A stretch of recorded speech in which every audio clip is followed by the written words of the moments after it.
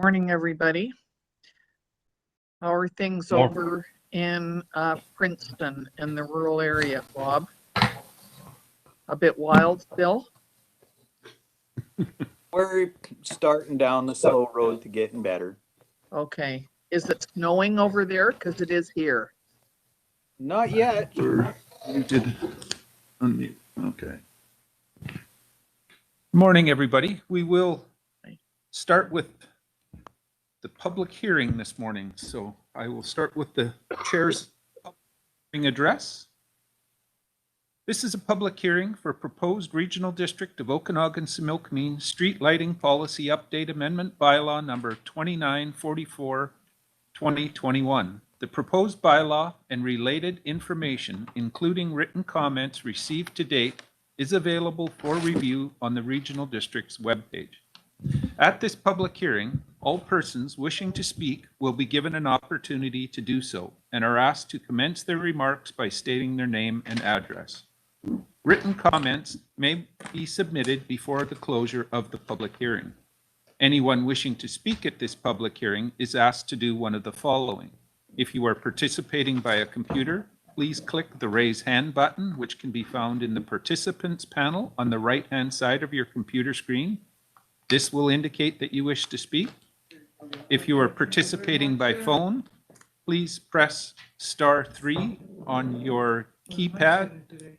This will indicate that you wish to speak. Having indicated that you wish to speak, you will then be placed in a queue until you are invited to speak. All speakers will be restricted to a time limit of 5 minutes until everyone who wishes to speak has had an opportunity to do so. Anyone wishing to speak a second time may do so by following the same protocol of selecting the raise hand button on your computer or by pressing *3 on your phone's keypad. To submit written comments, please email them to planning@rdos.bc.ca prior to the close of the public hearing. I will now ask Christopher Garish, Planning Manager, to outline the specifics of the proposed bylaw. And I hereby, I'll go ahead to Chris. Great, thank you. I've got some slides I'm going to try to share here. Just a few quick ones to give an overview.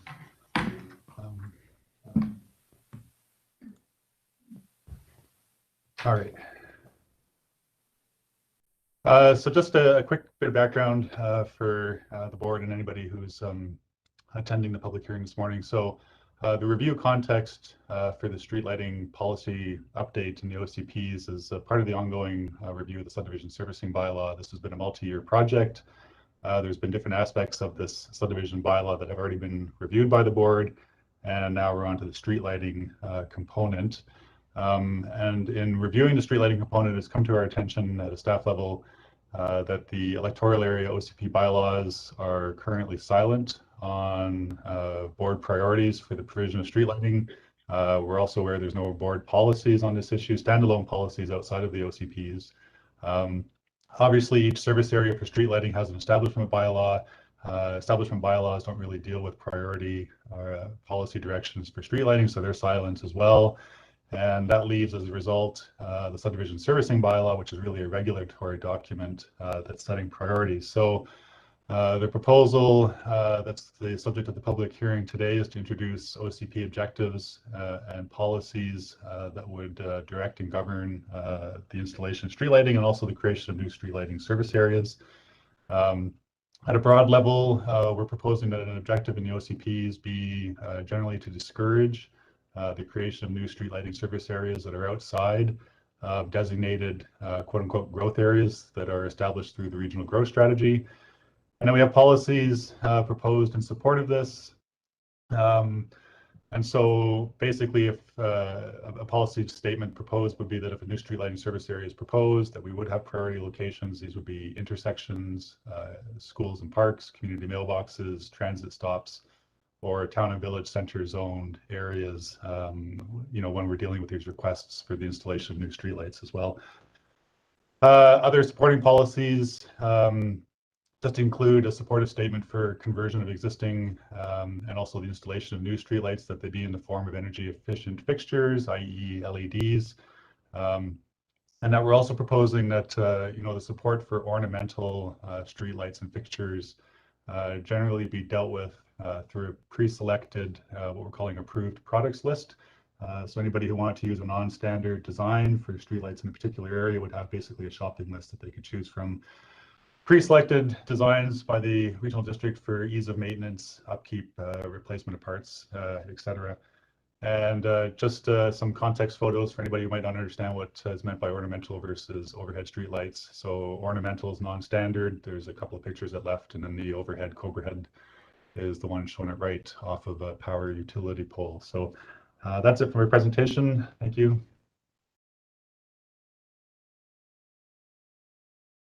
Chris, I will hereby declare the public hearing open and ask if there is anyone who wishes to speak to the proposed bylaws.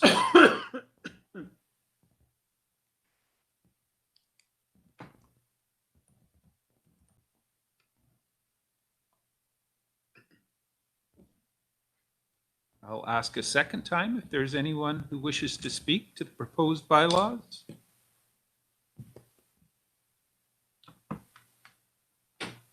I'll also put out a reminder, it's your final opportunity to submit letters via email. Am I making sure I'm not missing anybody? Danny, have you seen any hands or nobody? Okay, a final call for anyone wishing to speak.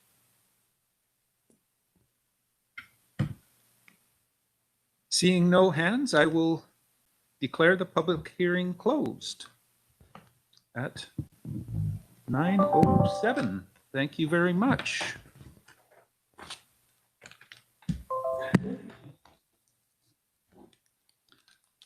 That will allow us to move directly into the committee meetings, and we will start with planning and development. So I will turn it over to Chair Knodel.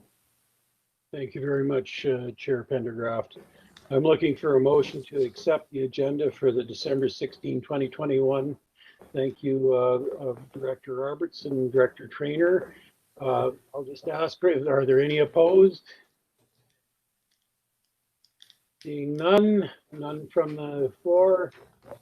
Moving right on, first item, electoral D official community plan amendment, bylaw number 260323, development permit triggers. CAO Newell, would you care to expand that? Thanks, Mr. Chair.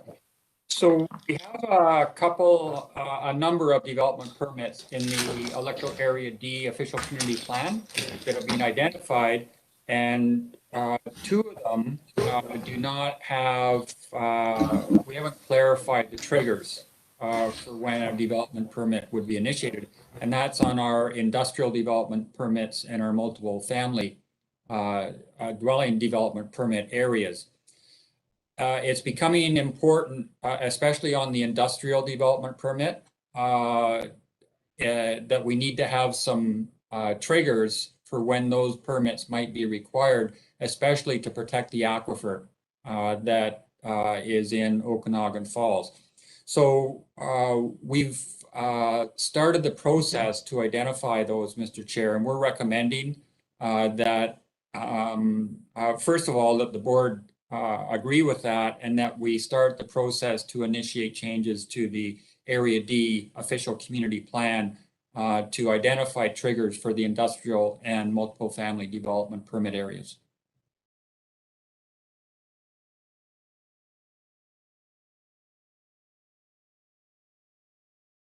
Couldn't hear you, Director Knodel. Pardon me. Thank you, CAO Newell. Are there any questions for CAO Newell? None from the boardroom, Pendergraft? I'm seeing no questions. Very good. I'll look for a motion for the administrative recommendation then. Anyone care to make the motion?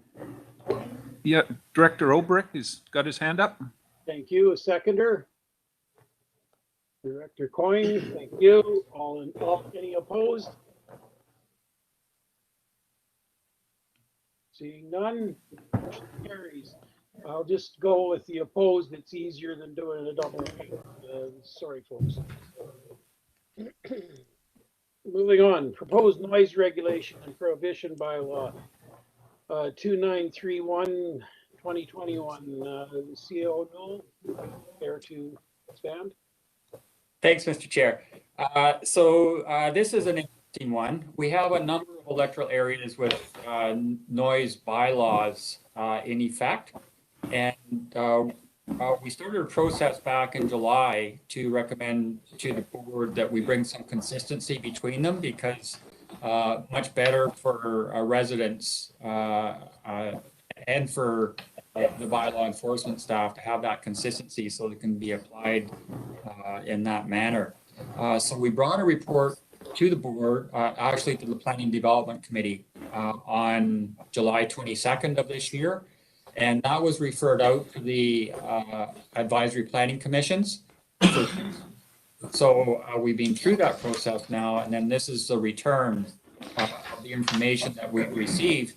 And in addition to consistency applications, we recommended 3 different options for committee to consider. And really, the administrative position on this would be to try and remove any sort of as much subjectivity and discretion as possible. Always when enforcing bylaws, it's much better if we have something static to rely on rather than just opinion, because everybody has different opinions. So we're going to turn this over to Mr. Garrett. He has some slides that he'll present and some discussion as to the results from the advisory planning commissions and where we want to go with regard to noise bylaws.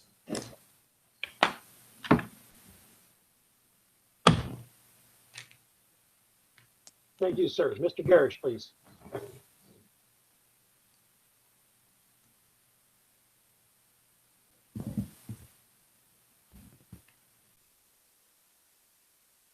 You're muted, Mr. Garish. Sorry. Just trying to get my slides up. So yeah, I'll just start with some quick context. I won't spend too much time on this because I think the CAO has already addressed it. But with this review, we are proposing to consolidate the existing 5 noise bylaws, which apply to 6 electoral areas, into one.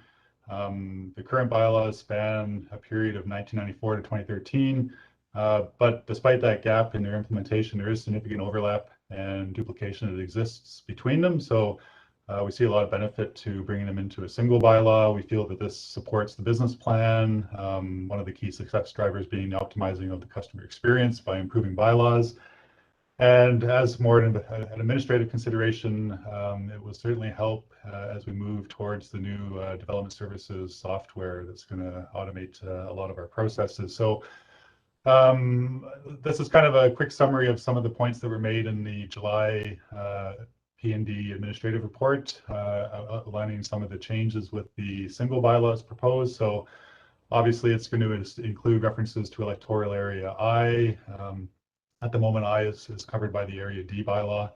We're proposing a number of new definitions, some new administrative elements to the structure of the bylaw, which we think will help clarify and assist with enforcement. We've got some revised noise regulations. We're trying to simplify those, not be so item specific, but more general in the statements. So as you know, as a result of the example I've got here is we're able to remove the anti-idling provision because we feel it'll now be captured by the more general noise provisions. And then I think the big one is the standardized exemption for construction and the hours that are set out during the week and Saturdays, as well as Sundays and statutory holidays. This appears to be, at least from my reading of the bylaws, where the main difference between the electoral areas is at the moment. And so we are proposing consistent hours Monday to Saturday, 7 to 8, and Sundays and holidays, 10 till 5. And sorry, just a last few items here before I move back to the construction hours. So the proposed new bylaw is also proposing a delegation of applications for temporary exemptions to those construction hours be assigned to the CAO. We're in the bylaw, we're referring to that as the authorized person. We've also introduced proposed appeal procedures for anybody who may not be happy with the delegated decision. They can take that to the board for reconsideration. And we're also proposing a change to the application fee for these temporary exemptions from $75 currently to $100. So when the board considered this back in July, the resolution that was passed was to refer the bylaw out to the electoral area planning commissions, primarily in relation to the proposed changes to construction hours. So that was done, I believe, throughout August and September, and we got, I guess, a wide array of recommendations from the APCs, which we're hoping to get direction from the board on how it wishes to proceed based on those now. So we did have general support expressed by 2 APCs for the bylaw as it's drafted. So that was Area F and Area I. Area H came back, they supported the bylaw as well, but they had a recommendation that the commercial clause, as they called it, be clarified. I believe that was a reference to the proposed section 6.2, which is the activities for profit and gain on a Sunday or stat holiday. So they were looking for that to be potentially revised. Area D and E APCs, they again supported the bylaw as well, but they asked for a revision so that commercial activity was prohibited on Sundays and stat holidays, which I'll touch on in a subsequent slide here. And then finally, Area E also had an additional request, and they were not supportive of the proposed consistent construction hours on Sundays and stat holidays. They asked for the current hours in Area E to be retained, which we have that down as an option for the board to consider as well, which I'll touch on in a second. So just an issue or some issues I wanted to highlight for the board before we get into the options, and this is based on some of the recommendations from the APCs. So a noise bylaw is a noise bylaw. It's not a business regulation bylaw. So it cannot be used to prohibit commercial activities on any day of the week. What it can do, though, is restrict the amount of noise that those commercial activities are undertaking. And I know there's this proposal for the Sundays and stat holidays where if it's a commercial activity, it's not allowed to make noise, but if it's a homeowner, it is. We do at a staff level have concerns about that, creating different categories for acceptable noise on a Sunday and stat holiday, and the potential challenges of trying to enforce that. I guess the example I could use is who was banging the hammer that made the noise that brought bylaw enforcement out? Was it the property owner, which would be allowed on a Sunday or stat holiday, or was it a contractor? And how do we determine who was making that noise? So there's potential challenges with that provision as proposed. So given all that, the options that we've put before you today in descending order of preference here. So option 1, which is what staff is recommending for, is that the consistent hours across electoral areas be retained, but that the board give consideration to deleting section 6.2, which was the reference to trying to regulate activities for profit and gain on a Sunday or stat holiday different than if it was an individual property owner doing something on a Sunday or a stat holiday. Option 2 is a variation on option 1.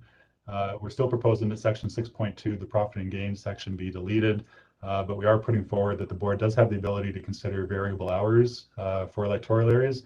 There's any number of different variables to this. I mean, we could keep the 10 to 5 for all of the electoral areas except for E, because I believe E was the one that asked for the retention of the existing hours. Or if the boards have an opinion to keep all the current hours, it can do that as well, and we can break it out by electoral area, which is what is shown here. So that's option 2. And option 3 would be a retention of what was proposed back in July. So section 6.2 being the profit and gain provision on the Sunday and stat holidays retained. We have the consistent hours here, but I do have an asterisk again. There's ability with the bylaw drafting process to change those variable hours for this one. We can, I mean, at the staff level, we favor consistent hours, but if the board wants to retain different hours for electoral areas and retain 6.2, we can do that as well. So those are the 3 basic options that we put forward. A couple of other items I want to add or speak to, just because they are new since the July P&D. So in the interim between now and July, we have actually received an application for a temporary exemption, which I believe the board's aware of is on its regular meeting today. In processing that application, it brought to light for staff that there was an absence of assessment criteria within the bylaw providing guidance on how we should be looking at these types of applications when they're submitted. So based on our work on the one that's on your regular meeting today, we put forward some assessment criteria that we think would be helpful for staff going forward when we deal with additional exemption requests. And so this criteria is basically, I mean, it's just basic stuff. You know, what are the rationale or the reasons for the exemption application? We feel some of the considerations could revolve around impracticality or the safety of trying to carry out the proposed works during regular hours. If there's seasonal consideration, we're also concerned about the proposed length of the exemption being sought. And so the example I would use, you know, is it being sought to deal with a one-off unique situation that's been encountered during the project, or is it just basically a general exemption for the whole duration of the project, which I know there's two ways of looking at it. One would allow the project to be completed in a more timely fashion, but then the other part of it is it basically undermines the intent of the bylaw to prohibit those kind of activities on a Sunday, stat holiday, or outside of regular hours during the week. And finally, final assessment criteria would be what, if any, measures are being proposed to try to mitigate the noise outside of the regular hours. So that's new. And the other thing we picked up on when we were reviewing the bylaw, again in anticipation of this meeting, is that all of the current bylaws have references to gravel crushing and asphalt plants in them. And in reviewing the draft that was put to the committee in July, we realized there's possibly a concern that we've missed this provision in the new bylaw. So we've attempted to address that in the draft that's before you today by introducing a new definition for heavy industrial use. And basically a new stipulation as well that those uses cannot emit loud noise between 8 p.m. and 7 a.m., which is basically a continuation of what's in the current bylaw. So we're asking the board to consider that as well. And that's it for my presentation. I'm happy to try to answer any questions the board may have. And sorry, I should have mentioned this at the beginning too. I wanted to mention that Mark Petrie is here with me as well for the presentation.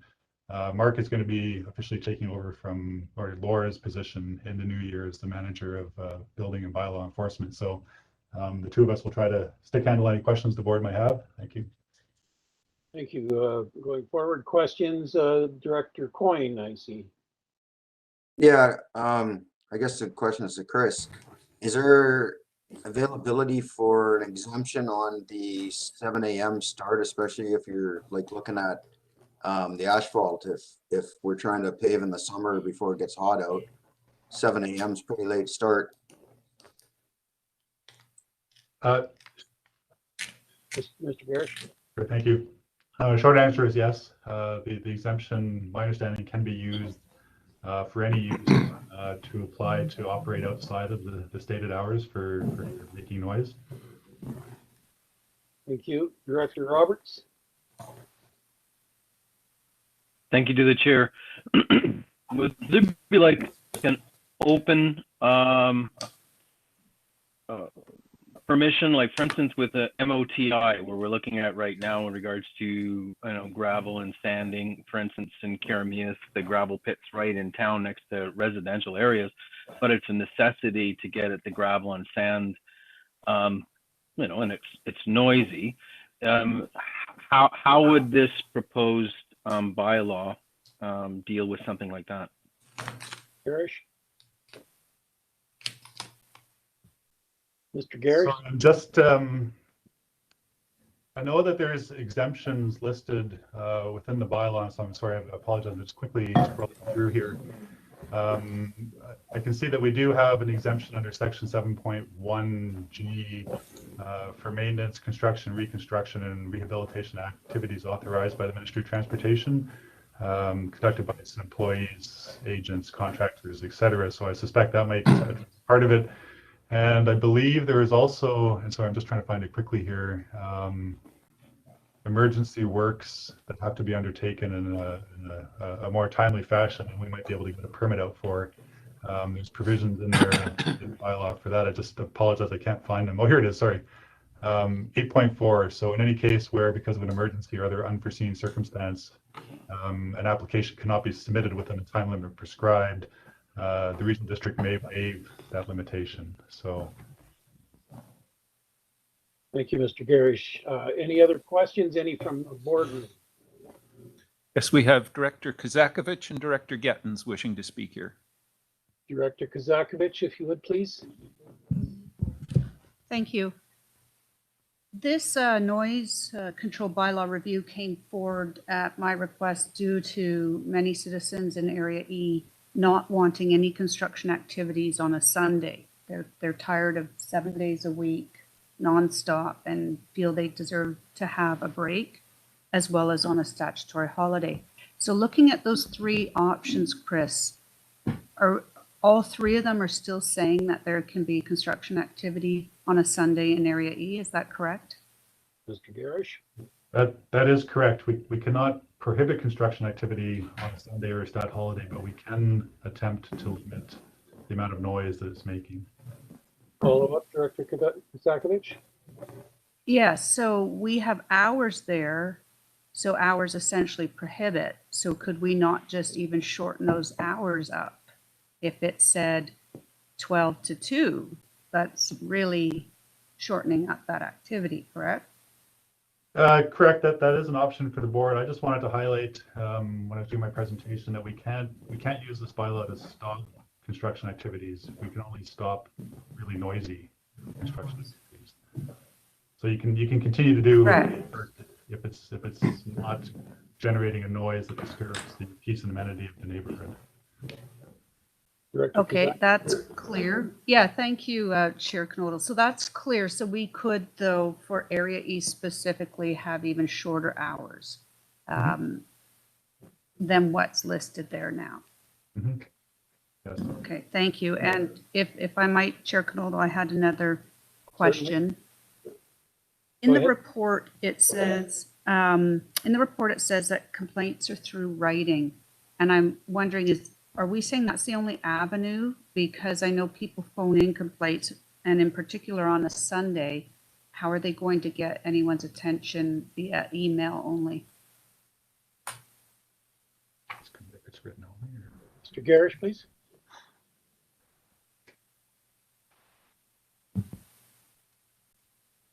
I have to follow up on that question. I don't know. I know our standard process for complaints is written, but you raised good points about dealing with noise complaints that might be occurring at the time, and if it's simply a matter of just phoning up the enforcement officer. So I'll have to seek clarification on that. Thank you. Thank you, Mr. Garish. Director Gettens, please.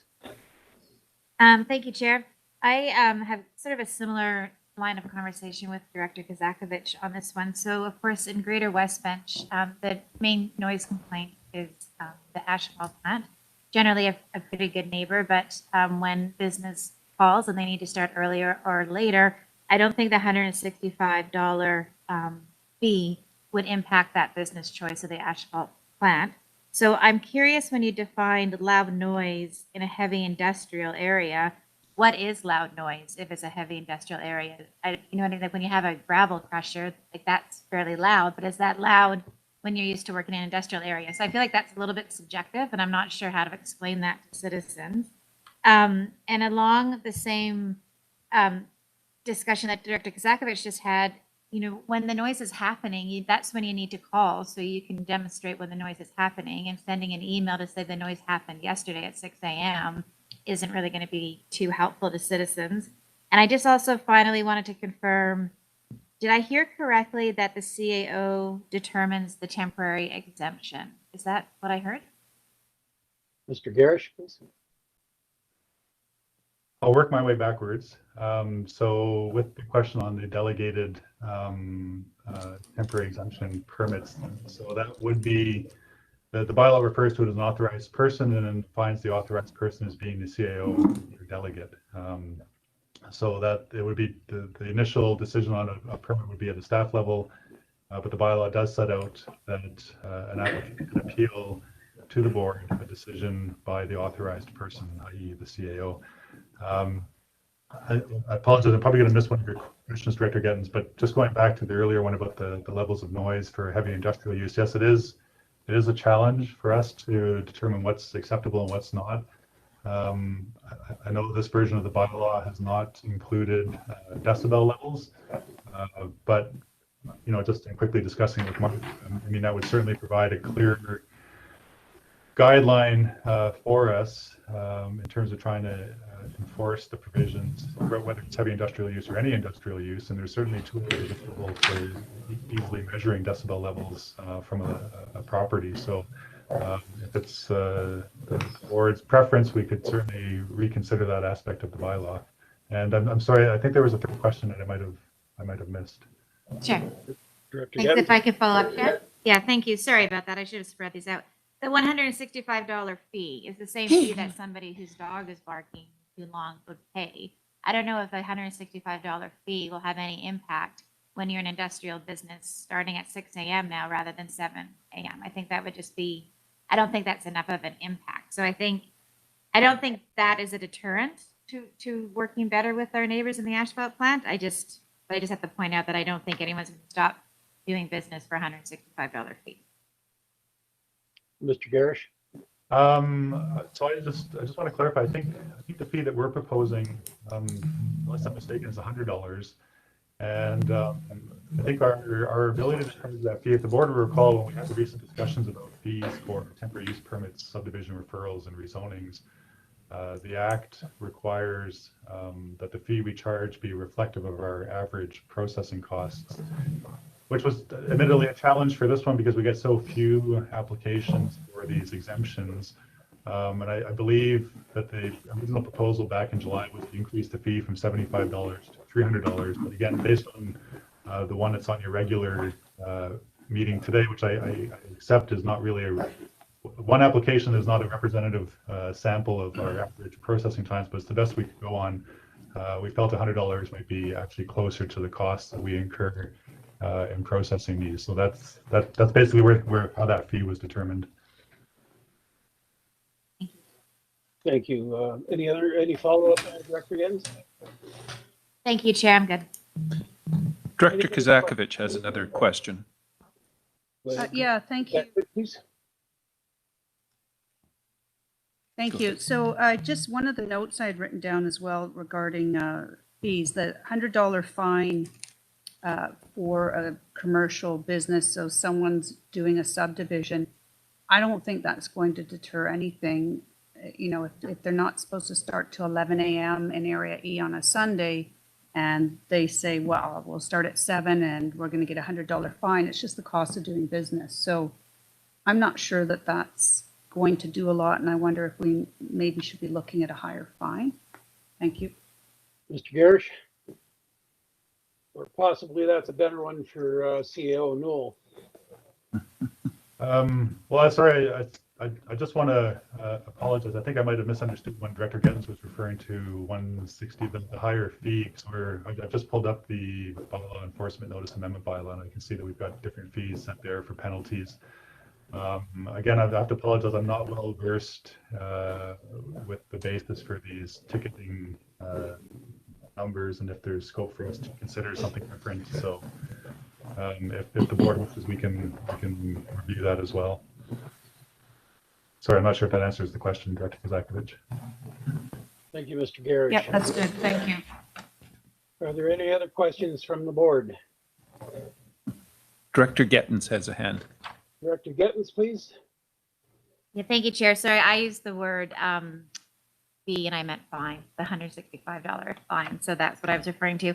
I do think we need to look at the decibels. I think it's too subjective when we use things like loud noise and time. And if we had decibels in there, then maybe we could get a little bit more support for the neighbors that have to live next to the noise, but we still let business do business. So I'd like to see more on that, please.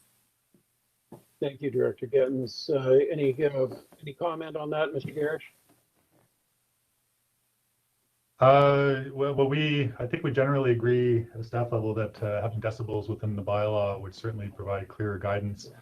I think there'll be some administrative things we'd have to look at in terms of getting the measuring tools to determine them, but that's wholly doable. So if that's the board's preference, we can certainly investigate options and bring that forward to a future committee meeting for review and direction.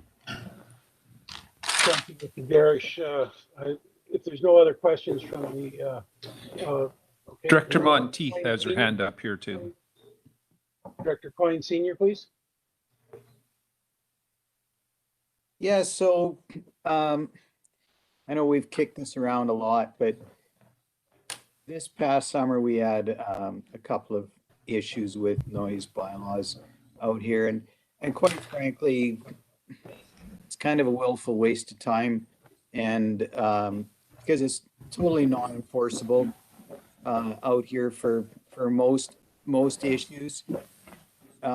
So, you know, we can write all the bylaws we want for here, but it's not going to change anything. And I don't really have anything to say about this except that I understand in the more urban areas, it's a bigger issue. Out here, when what our issues are is loud parties and things like that, that by the time a bylaw enforcement person gets an email on Monday, it's long since over and done with. Have had people phone the bylaw officer directly, and he says, I'm not going out there without a armed police officer. So it's just, I know it's an issue for you guys, but as far as out here goes, it's rather a moot point. So anyways, that's all I got to say. Thank you, Director Coyne. There was one from the board too. Director Monteith. Yes. To the chair. I'd also like to add, or I guess question, does this include event venues? So in Cleveland, we have Linden Gardens, and some neighbors love weddings every weekend and some do not. So they're commercial sort of operation. So does that cover, are they expected to have their wedding noise end at 8 p.m.? What I'm looking for. Mr. Garish, please.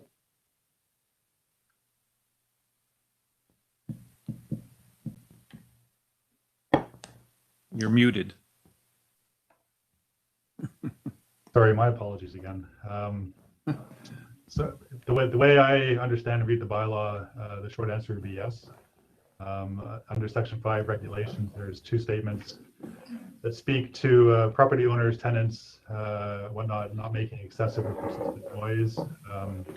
And then the other one really specifically to stereo equipment, which I'm assuming is DJs, which we normally find at the wedding. So, yeah. Thank you, Mr. Garish. Any other questions? I see a hand from CAO Newell up as well. Mr. Newell, please. I just wanted to make sure there's no misunderstanding on process, Mr. Chair. So committee may be aware, when we get a complaint, we send out a bylaw enforcement officer, and our bylaw enforcement officers are contracted. So they'll go out, they'll review the situation, they'll come back, make a report to the bylaw coordinator, who then determines whether there's enforcement action required. If there's enforcement action required, we do it through fines. Our only way to enforce is through the courts. So that difference between a fee for an exemption and a fine that can be assessed, if we wanted to increase the fine, we would get a legal opinion on that as to what the courts would accept as a reasonable fine. I don't think it's unlimited as to what we can deal with. And I know that in some cases, some gravel companies do accept that as a regular business. They'll pay their fines and away they go because there's a business case for them to do that. So if there is construction activity on a Sunday and a resident calls in, they would not be able to expect that we would go out there with a bylaw enforcement officer and shut down the operation. He'd come back, report, we'd make a decision as to whether there'd be enforcement action required. We'd we'd probably give them a warning. If there was repetitive incidences, we'd start issuing fines. And if they didn't pay their fines, then we'd come for to seek an injunction. It's not a quick process as far as enforcing on a noise bylaw complaint. Thank you, CEO O'Neill. Any other questions from the board at this point? Seeing none. I see no hands. Seeing none. Director Monteith. Enough, Director Monteith, please. I'll let Director Getton speak first. I think we're doing the same thing. All right. Go Yep, ahead. thank you. Sorry, Chair. Just really quickly then, based on what the CAO said, if we start using decibels as a way to measure, how do you measure a decibel if there's not somebody there out measuring the sound? I'm assuming it's some kind of like little machine or something that measures that decibel. So if we don't have anybody available on Sunday or 6 a.m., is that something we can even use as a tool? CEO O'Neill. Yeah, a lot of times we rely on the complaint because they are there, and we would need somebody that would be able to appear in court to give evidence. So it's usually the complainant. Director Monteith. To the chair, do we need to make a motion then at some point? But possibly in a moment here, I do have a comment to make. If there are no other questions. No. None? All right. Director Kozakovich has a question. Okay, fair enough. Director Kozakovich, please. Yeah, thank you. It's not a question. Just looking at the options then, now that we've worked through this and we're educated on the fact that we can't prohibit construction on a Sunday, I don't want to see the hours get worse for Area E. So I'd like them to at least stay at the minimum where they have been with the 11 a.m., not reverting to an earlier start time. So I just wanted to put that out there before we move forward on a motion. Are you suggesting that we move towards a motion that leaves it as area specific, Director Kozakovich? Correct. All right, in a second, I'll call for your motion. From Area C point of view, we definitely like the idea of decibel meters as a method of measurement. I do understand that there's different types of noise, and what's not acceptable to one person is more than acceptable to another person. We also have the issue of two gravel pits that do tend to work at their own hours and become issues on their own. But we also have a racetrack here, and that's by far the most number of noise complaints that I get personally. And of course, have no way to measure, say, well, you find the noise offensive, but it's not, it's not past a threshold that we could be even discussing. So decibel meters may provide at least a benchmark to move from, not necessarily a trigger, but at least a decent benchmark. So I am in favor of that. I also realize that there's different areas and different needs in various areas. So I would side with Director Kozakovich in an area specific motion if she cares to make that. Yes, I could do that. I would move the option that has it split out with the different electoral areas. So that looks like it's option number 2 that I would move.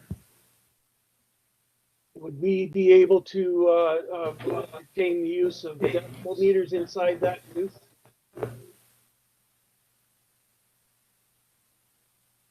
CEO Newell? That would take some work. So we need reserve on that, Mr. Chair, and come back to you with some additional information on how to do that through Area specific or general, either way? Yeah, either way, if you want to move to decimal meters, that does take a different level of enforcement. Thank you. All right, we have a motion on the floor for option 2. Is there a seconder?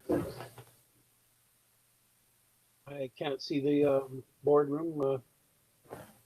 Seconder, Any please. hands here? Director Coyne. Thank you. Okay. Any opposed? If you want to add something.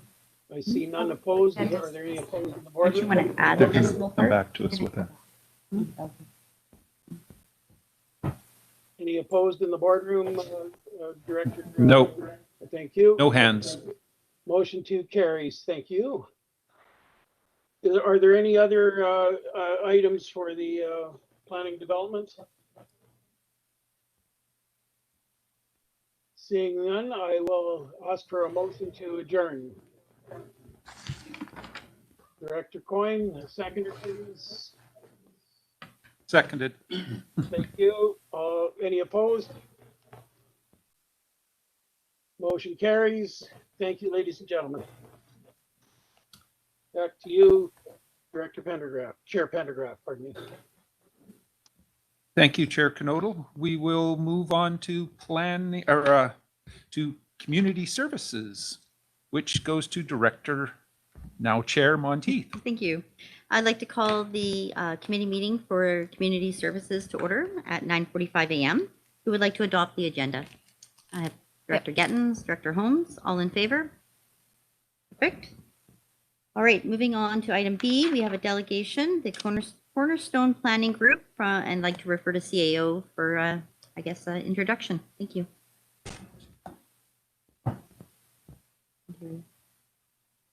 You're muted, CAO. My apologies. Just checking to see if we have the delegation on. They're here. Okay, in that case, we'll turn it over to Cornerstone to present on this strategy for future space requirements for the regional district, Mr. Chair, or Madam Chair, sorry. Yep, please. Thank you. Good morning, everyone. My name is Holly Allier, and I'm here from Cornerstone Planning in Vancouver. I'm joined with my colleagues Dave Wetter and John Montgomery, and during the question period, we can certainly take questions following this presentation. There's a hand waving. Yeah, Director we Coyne. can't hear you.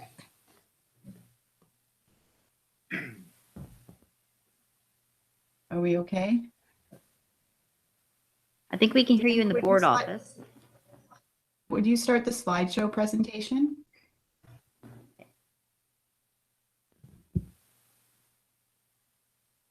All right, I think Danny's working on it for us. Okay, that's great.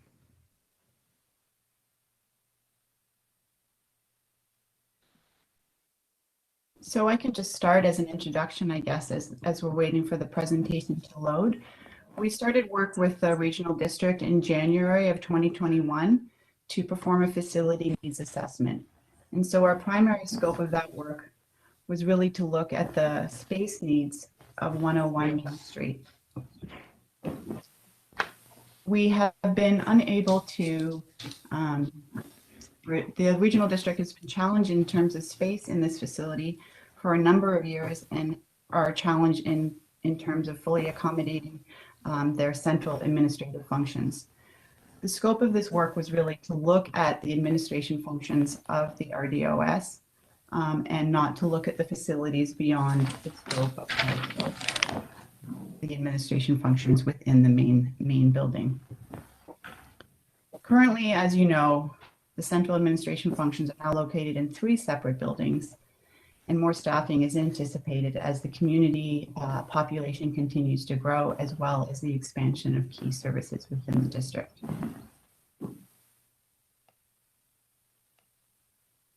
I'm just going to wait here for is the presentation on there? Yes, it's just starting up now. Okay, that's great. Thank you. There it is. So we just go to the next slide.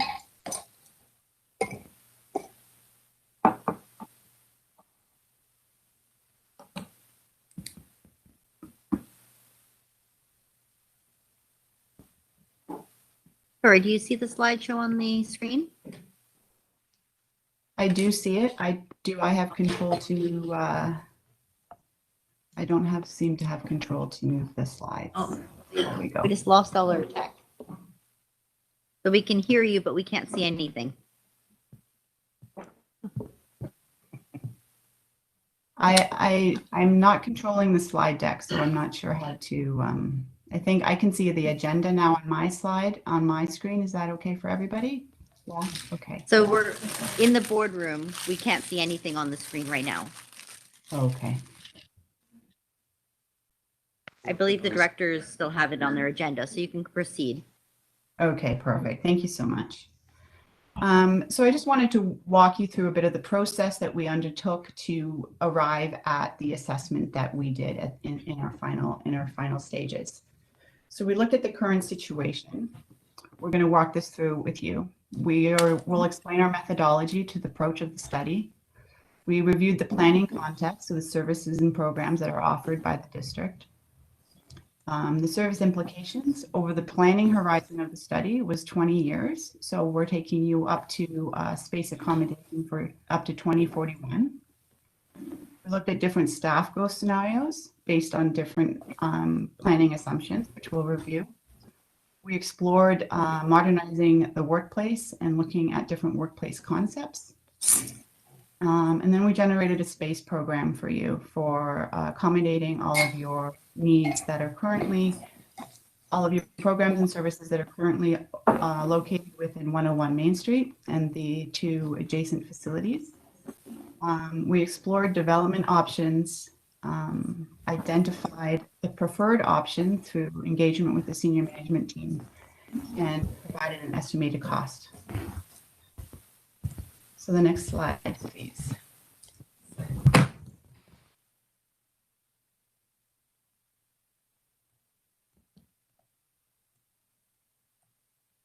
So the current. So in the boardroom. Okay. Sorry, you can just continue. It's a bit delayed in the boardroom. I'll just keep moving through. Yes, please. The total space of 101 Main Street is currently 14,000 square feet with 7 offices. When we looked at your current situation, we looked at all of your different planning documents, your strategic plan. We embodied key notions within your vision and mission to sort of inform our planning direction with the needs assessment. Can we go to the next slide?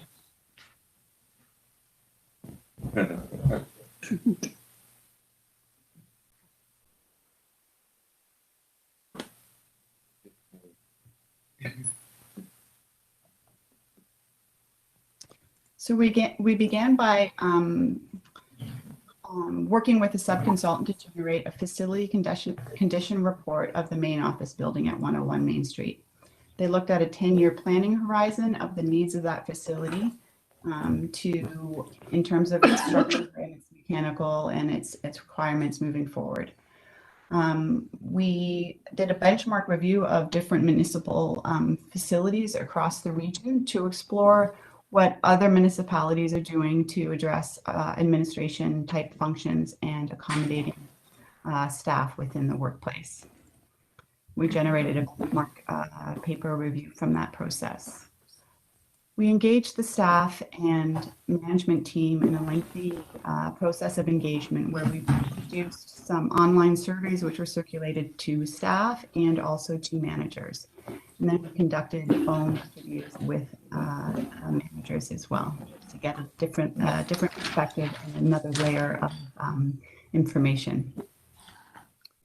We developed a functional program. So based on the space and the layout of the current 101 Main Street, we generated space requirements for the interim 5-year intervals for the Main Street facility.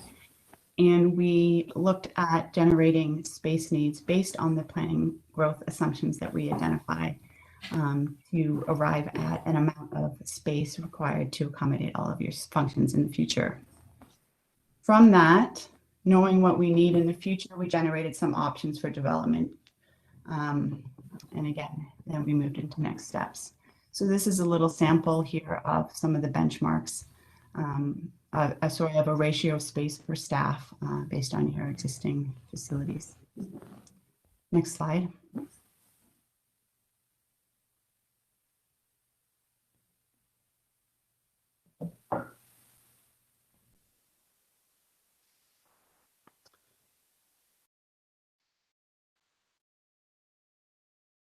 Thank you.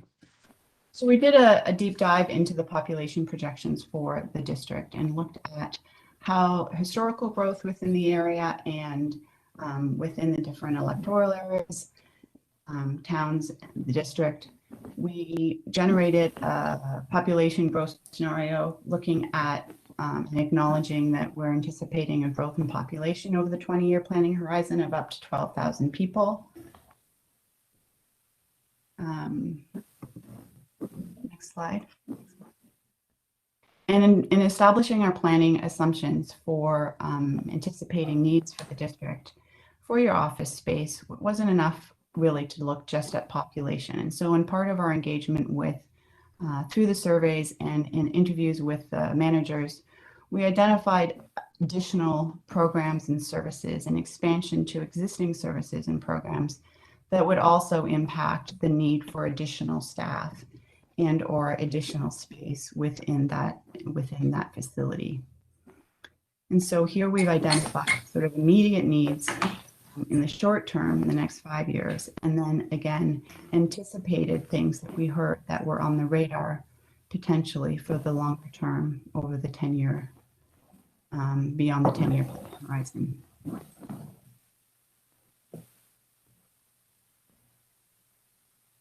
Next slide.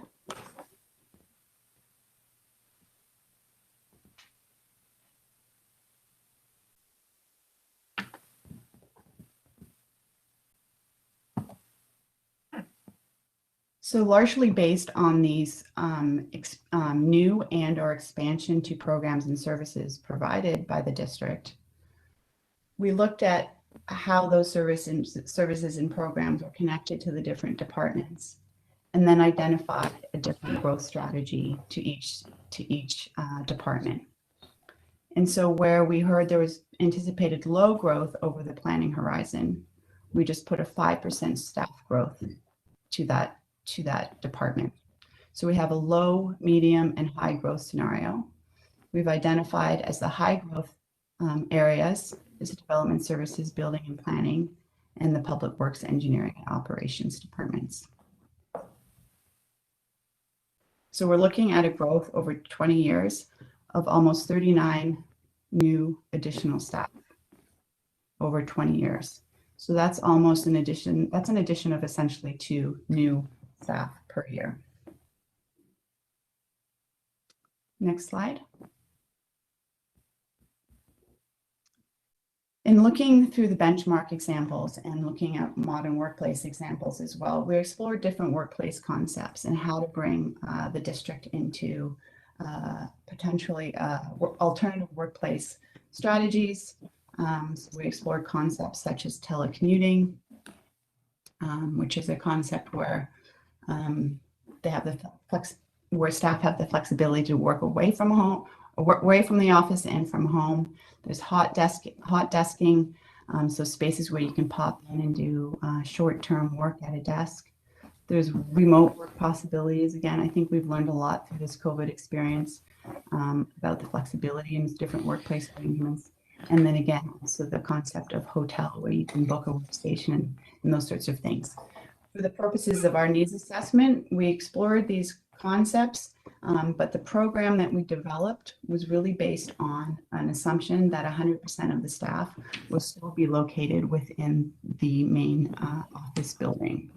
So there may be some efficiencies in different space types, and we've included some considerations for those in the new space plan, where there are phone rooms where folks can step out and have a private phone room. There's breakout rooms, that sort of thing. But we have developed a plan that accommodates all staff in the building at one time. Next slide.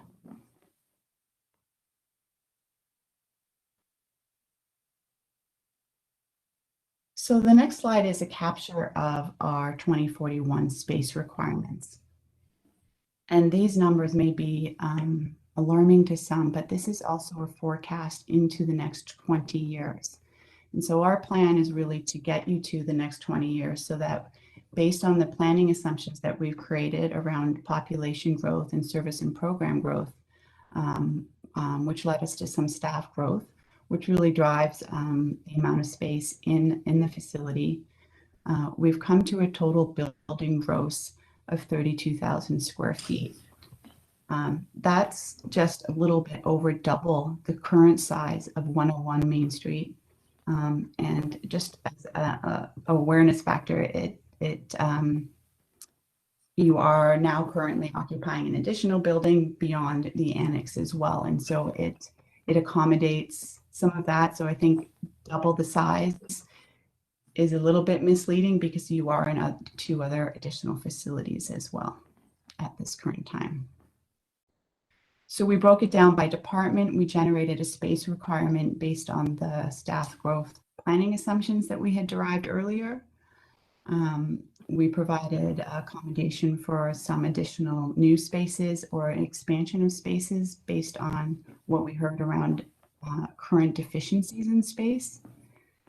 And then part of our practice in generating these assessments is to develop it's a concept diagram that reflects the functional relationships between departments. So it really shows how all of the departments interact with each other, key functional relationships. It tries to capture the flow of information and people and material. And it's certainly not meant to represent a floor plate, but really is meant to represent the important relationships between departments.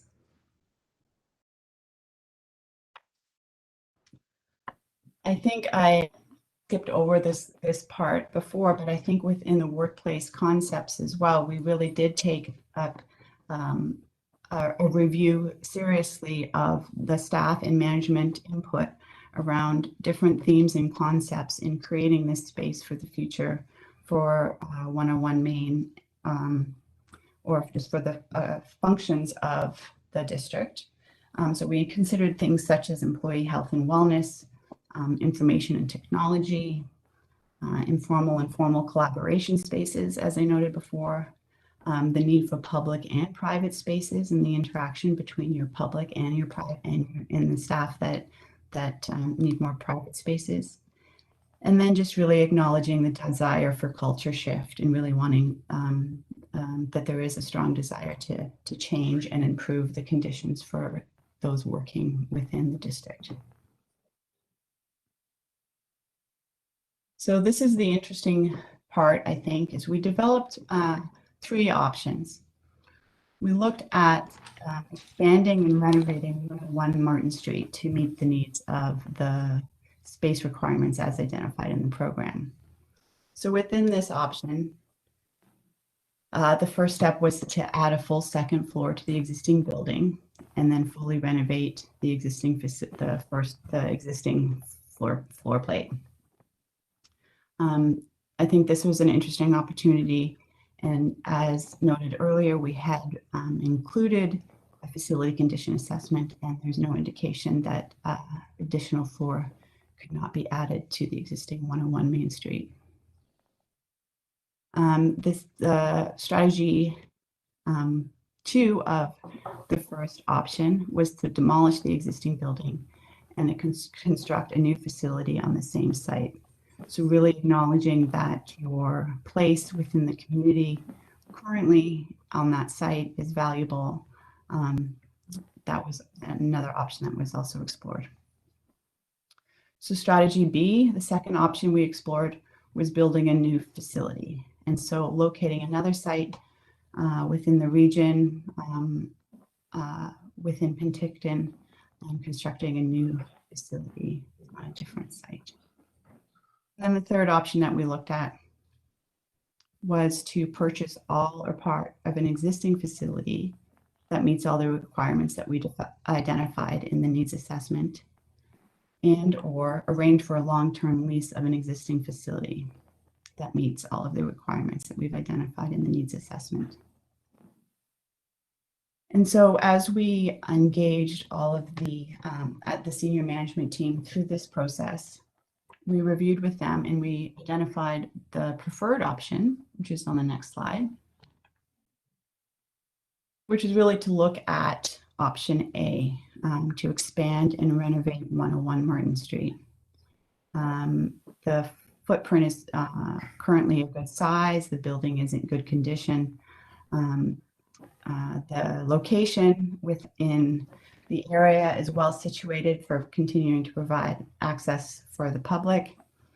And the opportunity that exists currently, given your use of space on immediately adjacent sites, really provides a strong supportive narrative for accommodating construction and renovation while 101 Main is under development. There's a bit of ebb and flow. And so the next step in our process was to take that preferred development option and have it costed. And so on the next slide, you'll see the estimated capital costs associated with this preferred option. We had Legal Community Surveyors prepare a Class D estimate to review. So the main floor renovation costs was estimated to be just over $3 million. And the addition of the second level on that building is estimated to be $7.8 million. And with some enhancements to site in terms of landscaping and parking, it comes to $11.5 million for a new and improved main administration building for the district.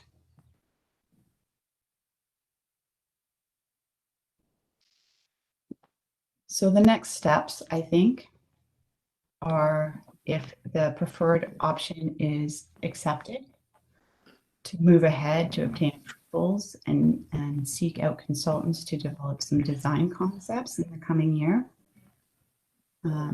We'd arrange for temporary locations within your existing locations, undertake construction, and then move back into 101 Main Street. And terminate leases if you are required to obtain any of those for support during renovations of 101 Main Street. And though part of our study was not to prepare a timeline, we thought we put some years, some target dates in here, because we understand that you are under pressure for space currently, and moving this concept, this project forward as soon as possible will be a benefit to the district.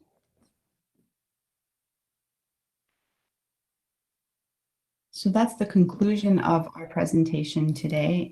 I'm certainly open for questions, and if anybody has any questions as to process or outcomes, we're certainly happy to take them.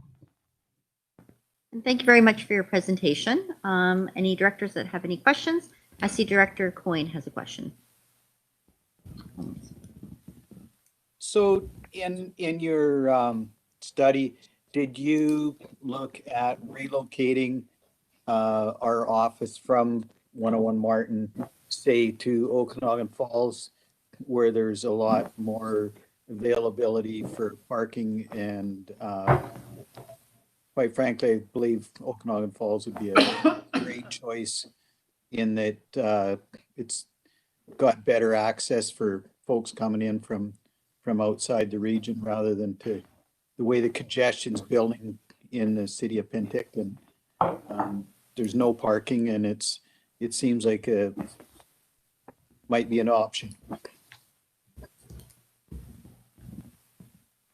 When we looked at the parameters for the planning study, was really to look at to look at the services within 101 Main Street. And as part of that, we did do a staff assessment. So looking at the location of staff that are accessing the hall currently, in terms of the numbers that are located within the area of the current Main Street location, just in terms of assessing what the efficiencies would be there for staff moving around. And while we did have the conversation about moving the site out of Penticton, I think it was established by the senior management team that it would be an ideal location to keep it within Penticton. All right, I'd like to move on to Director Holmes as a question. Yes, thank you. So my question is along the same lines as Director Coyne's. Perhaps the option A, strategy A, is the most cost-effective option, but it'd be nice to be able to compare what the estimated, knowing what the estimated costs, capital costs are for the other option, so we could, help us make a decision if we kind of had that information, I think. And also, I wanted to ask if your study included parking needs for a building twice the size on the same site.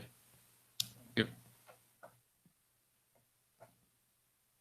Yes, thank you for the question. The development of our space requirements for 2041 did indeed include assessment for outdoor spaces and parking. The outdoor space within the program identified 110,000 square feet, roughly 10,000 square meters of space outside. So it does support parking enhancements for current site. As to the first part of your question, I apologize. I'm just pulling up the options, the costing review that we had done to see if we did cost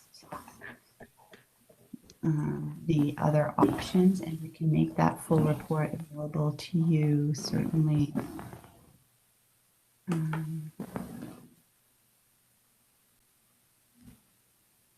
If that is the case.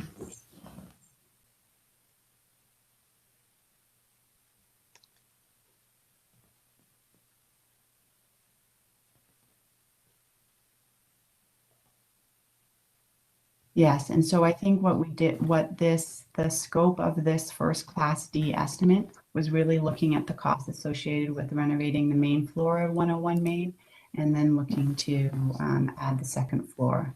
So we did not cost out the additional options. We went through the process of identifying some options and then costing the preferred option. Okay, thank you very much. Director Kovacevic. Thank you. My question is around our current building. I'd really like to know, what could we get for this building should we sell it? I'd like to know that dollar figure. I think there's high value in this location, and that if we sold it, it could potentially be turned into, there could be condo buildings built here.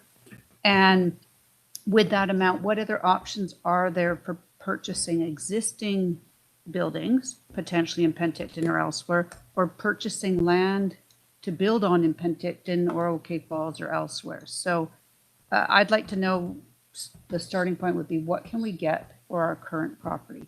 Thank you. Already, I don't know if there's a response or if that's just more of a comment. Okay. I don't know the answers to the question, so I'll leave it as a comment. Thank you. Okay. I have Director Roberts.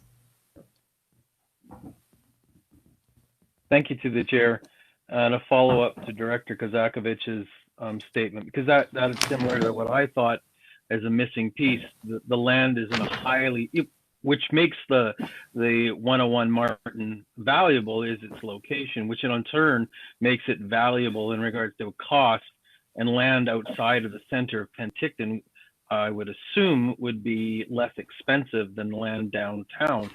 So there might be a benefit, and I would just see that would be important as written out as an option. And I'm wondering if that was even a discussion in the management group.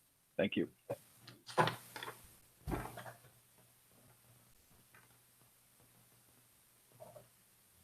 Is there a response, or is that a CAO? Do you have anything to add to that?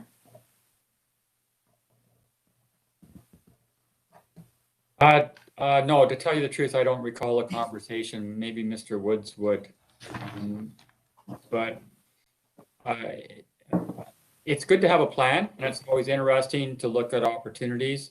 Really, taxpayers are reluctant to fund any sort of local government administrative buildings, especially at this level. So we would need a driver in order to move us forward. I don't see this moving forward in the short term, but that would give us time to look at other locations and possibilities. And I'm sure once we get to the point where there is a driving need to get out of 101 Martin, I think that's the time when we get appraisals and look at other options.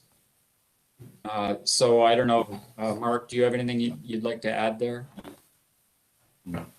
I'd just add that, yes, it would have been outside the scope of the work that Cornerstone did. And, we really looked at it as you just stated, when that time occurs is when we would look at the costs associated with it. So wherever that location would be, what's the cost of the land? What's the commercial building costs? And to do that now would probably be just a waste of time until that process occurs. So outside of the scope of the current contract. All right, a question from Director Oberich. Yes, and thank you to the chair. I think we have a lot of questions here that don't have good answers. And I think those answers are really important. I disagree that it would be a waste of time to get those answers. I understand the scope of work may not have asked those questions, and I think that is something we need to consider. I know that parking here is a problem on the existing use. I've got a parking pass today provided to me so I can park on the street, and the street parking isn't, I don't think, the best solution to parking. When we look at the price of this building and the price of building elsewhere in the region, I think there could be many, many choices. And I think we owe an obligation to the taxpayer to know these questions and have answers before we make decisions. And I think I'd feel a lot more comfortable if we had those questions asked. I agree with the questions put forth by Director Kazakovich and by Director Holmes and Director Roberts and Director Coyne. I think we need those questions. Indeed, some of those questions were my questions, and I'll say I'm disappointed that we don't have answers. I really think answers are important. I think the questions are good. I think answers are important. I would sure like to get some answers to those questions. I know that when we look at the price of land and we look at benefit to Penticton, this location has high value to Penticton. This is the time probably to have this conversation. After the decision is made, it's the wrong time to have this conversation. So I think we have to have this information before we make a decision. And I don't know how we get the information, but I'm open to suggestions of staff. That's my question to staff. How do we get that information? Thank you. Yeah. CAO Newell, did you want to answer that, or would that be Mr. Woods? I have no clue how to answer that, Madam Chair. I'd say we take it under advisement. Director Knuddle? Thank you. And to the chair, I see this as strictly a facilities needs assessment. And I'm just wondering whether we shouldn't be combining that with a an assessment, probably an outside study on whether we're conducting our business in the most streamlined, efficient system method possible, and whether there's services that we can reduce or even eliminate. It's a time to start looking at efficiencies, so possibly that can help too. And that's another piece of the puzzle that we should have looked at, I think, before we move ahead. Thank you.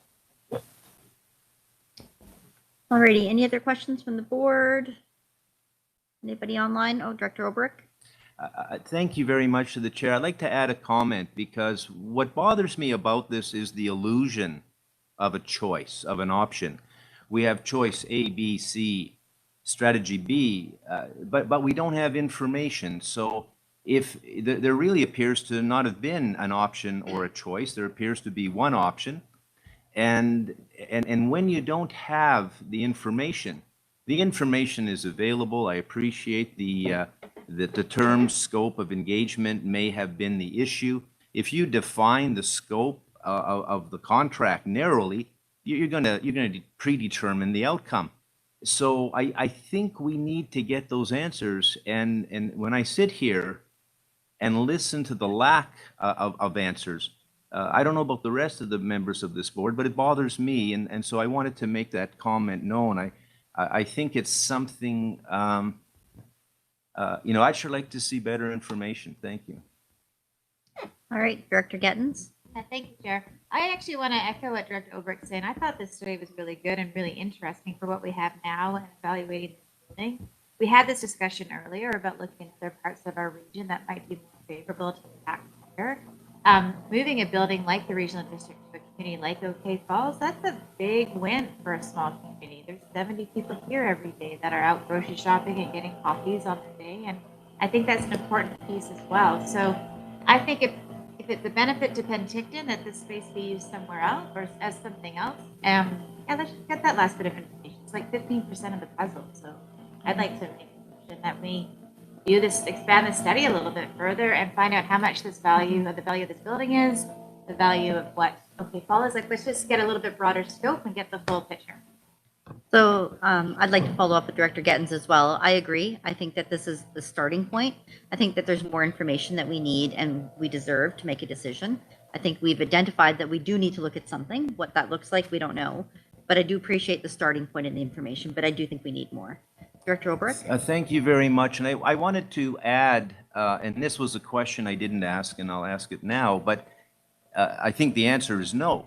But was any consideration given to the savings? When you build in another location, this location is functional. And then when you move, it's a one-time move. You don't have the disruption of the construction. There's a cost to that kind of disruption.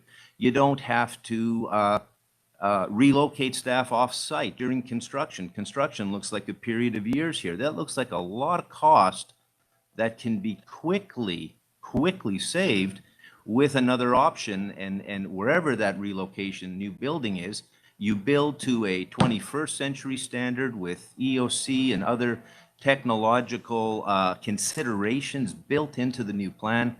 And the market, oh my goodness, there's a lot of benefit to Penticton and other communities when this is done well, because this land becomes available for other use, which means more taxpayers, more revenues, for more customers for Penticton businesses. Penticton businesses benefit. I see this as a potential win-win-win-win. And but I want to just mention that I think there's, again, information missing on costs that may be very relevant. Thank you. All right. Director Spencer Coyne has a question. Yeah, it's more of a comment. If the board feels that this needs to be further examined, I would suggest that somebody puts a motion forward. They direct staff to explore this further. Otherwise, you're just going to talk in circles here all day long with no direction to staff to do anything. So if somebody has a motion or a suggestion, then please put it forward. And also, there's a really strange buzzing with the board right now. Yeah, we have some snowballing going on outside, so yeah, be patient. Director Gettins has comment. Yes, sir. Perhaps I wasn't clear. My last comment was a motion to expand the scope of the study to get the missing. Perfect. Do we have a second for that motion, Director Olbrich? Any discussion? Director Johansson? I think before we vote on that, we should understand the costs associated with expanding the scope of this project and where it's going to go at the end of the day, and maybe what the terms of reference are. We can't just head off in a direction and continue to ask for more information without identifying what we need that information. From what I heard, this was kind of for information. There's no driver at this point in time, so just a lot more information to be able to make a decision on this motion. Director Bush? Yeah, can I ask what the motion is? So Director Gettins, I believe, made a motion. I can't hear Director Gettins. She doesn't speak into her mic. Apologies. I don't hear that very often, Director Bush. Riley, just turn the mic more to you. Thanks. There we go. So my motion was to expand the scope of the project to find out the missing information. So that is pretty general. So open to any amendments to make that more clear, absolutely. Or maybe staff bring back some suggestions on that scope. Director Olbrich? Yeah, I agree with Director Johansson. Cost's real important here, and I think we have a real need, and I don't want to see the cost already spent wasted, and I don't want to see us waste more money by not having a proper information. I think Director Gettins is correct that maybe staff could help, and this has been a good debate. Maybe they can bring something back that identifies a lot of these questions and maybe bring a cost back to us so we know what it's going to cost, because certainly that's real important. Thank you. Director Vasilaki? Thank you very much. I wasn't going to say much on this subject, but there's one very, very important item that's missing out of this. And I don't think this group that brought this forward even looked into it, a combined operation between the city of Penticton and the regional district. The city of Penticton is also lacking space, and we're looking to improve our facility. And we paid, the city of Penticton paid some amount of money to do our own research on this matter. And something came back where the administrative parts of both the regional district and the city of Penticton should have been combined. And we have huge savings when both governments work together within the building. So you don't have to have double of everything. Everything is going to be in one location. And I haven't heard a thing concerning this matter. And I know it has come to the board when the city of Penticton brought that information out, and we haven't heard a thing back from the regional district over at the city. So I'm really, really concerned that everybody pays a lot of money for information and then it's shelved and nothing ever happens. And I mean, this is not a simple thing that we're trying to do here. This is very, very expensive. It's going to be very costly, and some of the directors are correct. This piece of property is worth a lot of money. The sale will probably bring in a huge economic value to the regional district, no matter what the decision is going to be at the end. But there's so many other aspects of this that we should be looking at, rather than just look at either staying here or moving the RDOS somewhere else. Where is it going to benefit the regional district more, here or elsewhere? That we haven't looked at. And none of the information I heard today or I read in the report mentions any of that. So there's still a lot of work to do. And Director Johansson is right. We need to know the cost, but we've got to look at the full aspect of this situation, and we got to have cost for each one of those methods, that whatever you want to call it, that we bring forward. And there's very, very, very little information here other than one aspect of the whole thing out of the three that came forward. So I wasn't going to say much, but I had to put that part in for the city of Penticton. Thank you.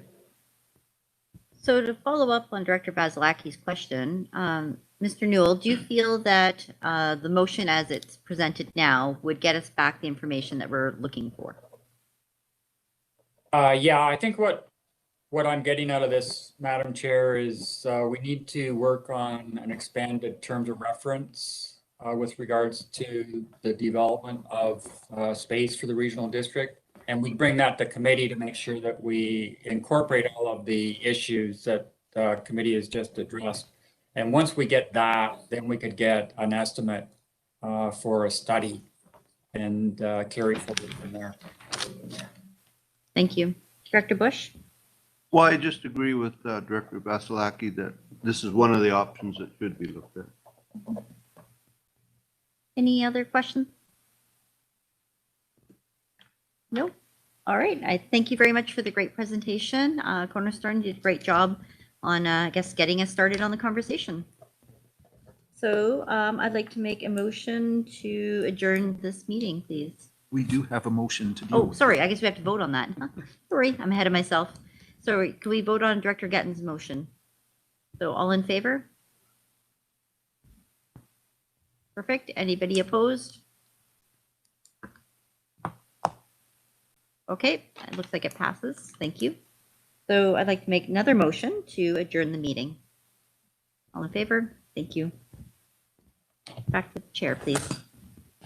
Okay, thank you, Chair Monteith.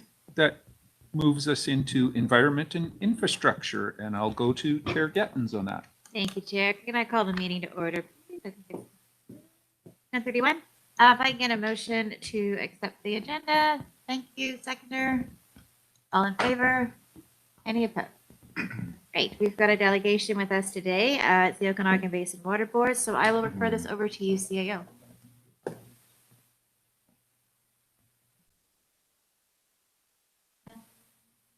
We can't You're hear on you. mute, CEO.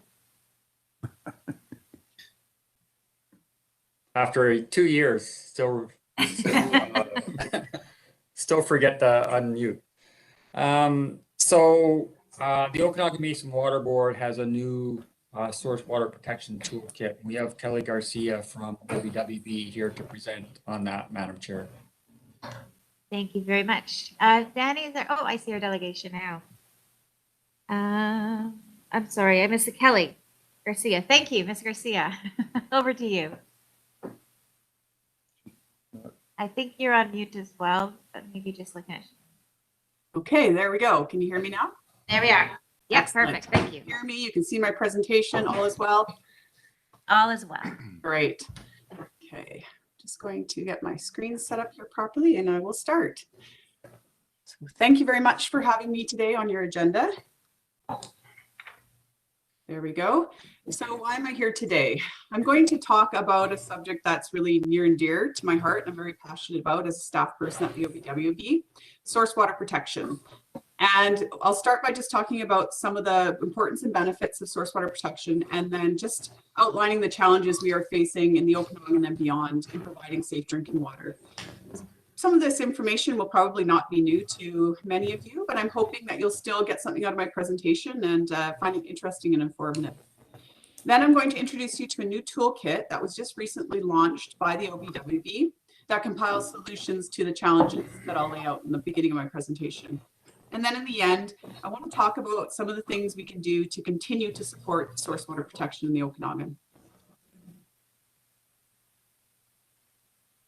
So the OBWB is a local government body that's founded more than 50 years ago. It's a collaboration of the 3 regional districts. And we focus on programs and benefits that benefit, or programs and projects that benefit the watershed as a whole. So all the way from Armstrong to the Soyuz. So here are our current directors. Obviously some familiar faces there. Our current chair is Director McCordoff, and Director Holmes and Director Knodel also sit on the board. In addition to the folks you see up here, we've got your current RDOS chair, Director Pendergraft as a alternate, and Director Monteith as another alternate on the board.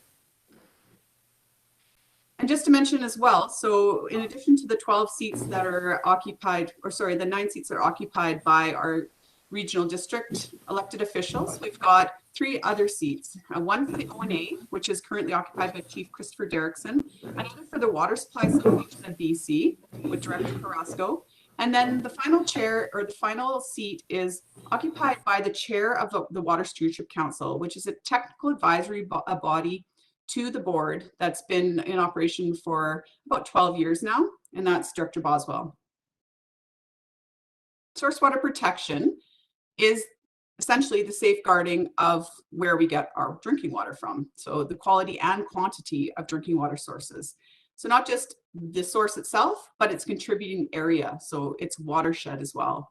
It's the first barrier in the multi-barrier approach that water suppliers use to make sure that they have safe, potable water for their customers and minimize impacts to human health. The reason we need source water protection is because our drinking water sources can be easily contaminated and they can have long-term issues that can be very difficult and costly or even impossible to remediate in the case of groundwater contamination, for example. The other good thing about source water protection is it delivers cumulative socioeconomic benefits and ecological services. So basically just saying, for example, you protect a riparian area and your goal in that is to protect drinking water quality. But other benefits that are associated with that are the protection of habitat for species, for example, and maybe providing aesthetic benefits for folks who like to hike and bike in that area. So you have these cumulative benefits that you don't necessarily get through water treatment, for example, or the other barriers that you can use. So these are not going to be new to you, but the challenges that we face in the Okanagan, obviously, we have multi-use watersheds. So those who have their sources in the upland reservoirs, for example, you've got many different people recreating, resource extraction, etc., in those watersheds. And then for more urban communities that maybe rely on groundwater in the South Okanagan, for example, you've got land development that's resulted in less infiltration of water because you have more impermeable surfaces, pavement, etc. Climate change has reared its ugly head over the last couple of years, and even further back, more frequent landslides that can lead to increased erosion and sedimentation, flooding, wildfires, all of these different things we've been dealing with, heat domes, etc. we've been dealing with over the last few years and beyond. And then lastly, we have a very complicated legislative framework in BC, and I'll talk about that on the next slide here. So water governance in BC involves 23 pieces of legislation at the municipal, provincial, and federal level.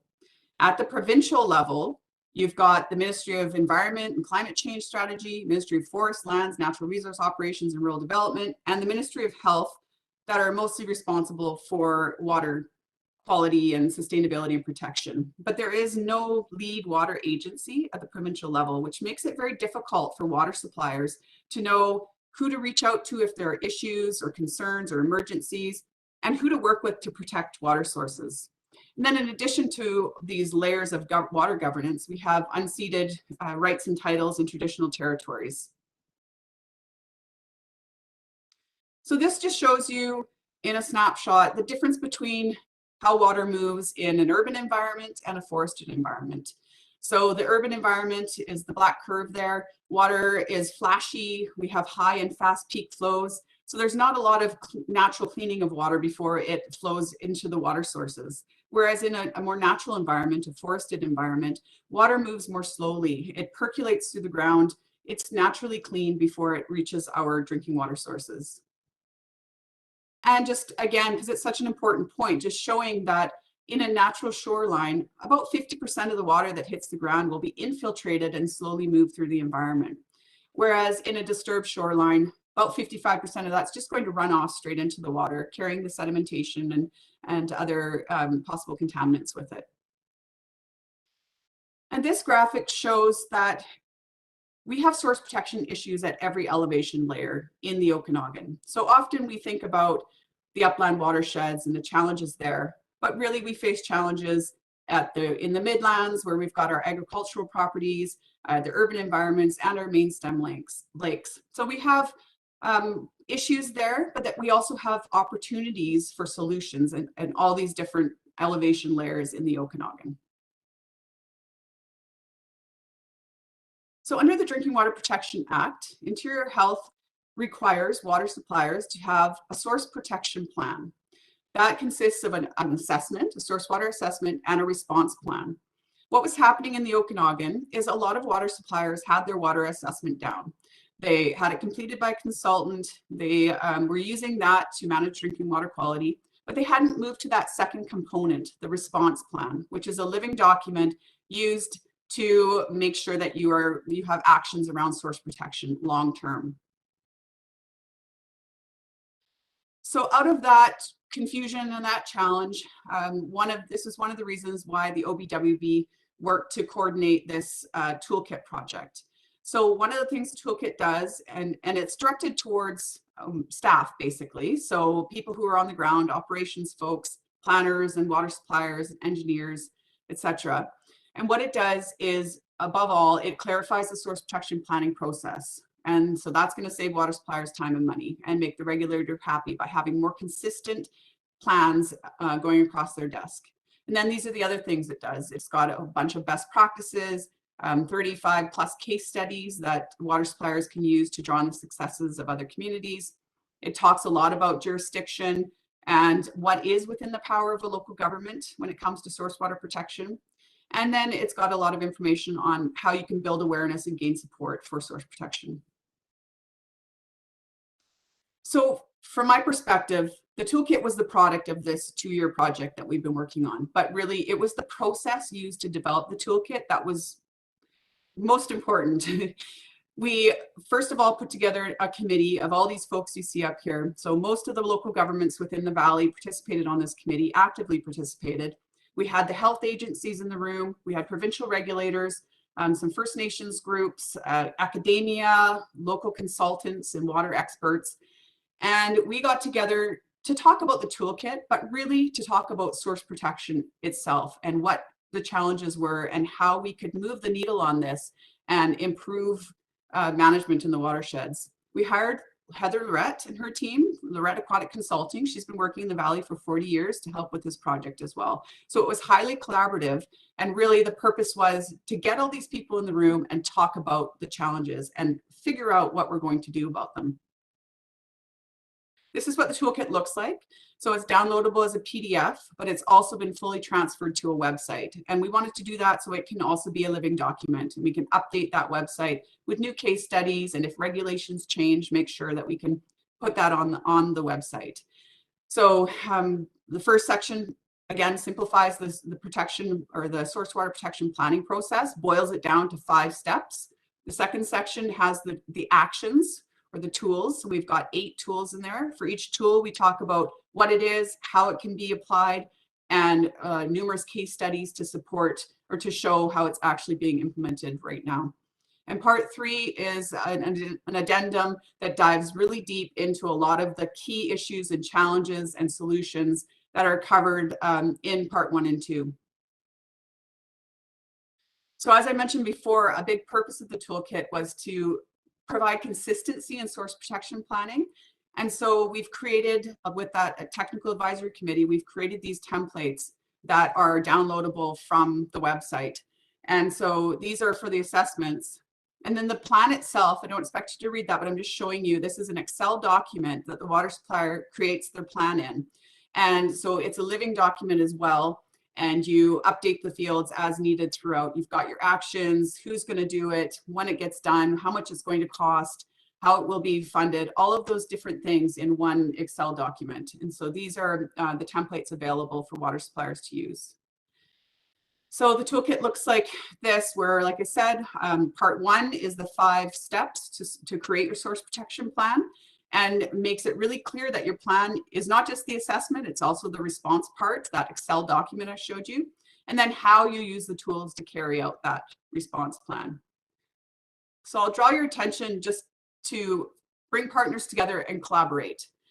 Because, as I talked about earlier, with that very hairy jurisdictional framework that's so confusing and complex, collaboration is absolutely essential to source water protection. It has to happen. And how it happens at the local government level is through the Technical Advisory Committee that's created through the source protection planning process. So the Technical Advisory Committee is the committee that helps create the assessment and the response plan and has a long-term commitment to working together to address any of the issues that are identified in the plan itself. So depending on the watershed, it could include any of these different agencies that are up on the slide here. You try to include as many of the players as possible. And talking to people who have these technical advisory committees, such as the folks in the picture there in the North Okanagan Regional District, there are several keys to success. And these are listed on the slide here. So you can't just have an ad hoc process. You need to have a strongly coordinated process, usually that's done by the local government, a strong terms of reference, tangible actions and deliverables that are identified each year. And with those, accountability and long-term commitment from the players on that technical advisory committee, the people on there. And that's also gained through regular meetings. So at least a couple meetings a year that are just regularly scheduled, as we do with board meetings and council meetings and committee meetings, but just have that very formal technical advisory committee in place. So what can we do to continue to support source water protection? I wanted to mention something that the OBWB recently received, the board of directors recently received from the Water Stewardship Council. So it's this position paper on source water protection. So it's not new that we have challenges. People understand at the provincial level that there are challenges, and there have been numerous reports and policy reviews done since 2008 about this. Reports from the Auditor General, provincial ministries, POLIS project, etc. So what this Water Stewardship Council committee did is they took a look at all those reports. They distilled the recommendations and actions in those. They looked for commonalities between what these different groups were identifying as the main issues and the possible solutions. And they put together a position paper for the OBWB directors and staff. And so these are the 4 main recommendations they had in there. And the first one is get the province to put together a report on the status of source water protection in BC. What's happening with governments? Who's got plans done? What are the timelines for implementation of the Water Sustainability Act and the Drinking Water Protection Act?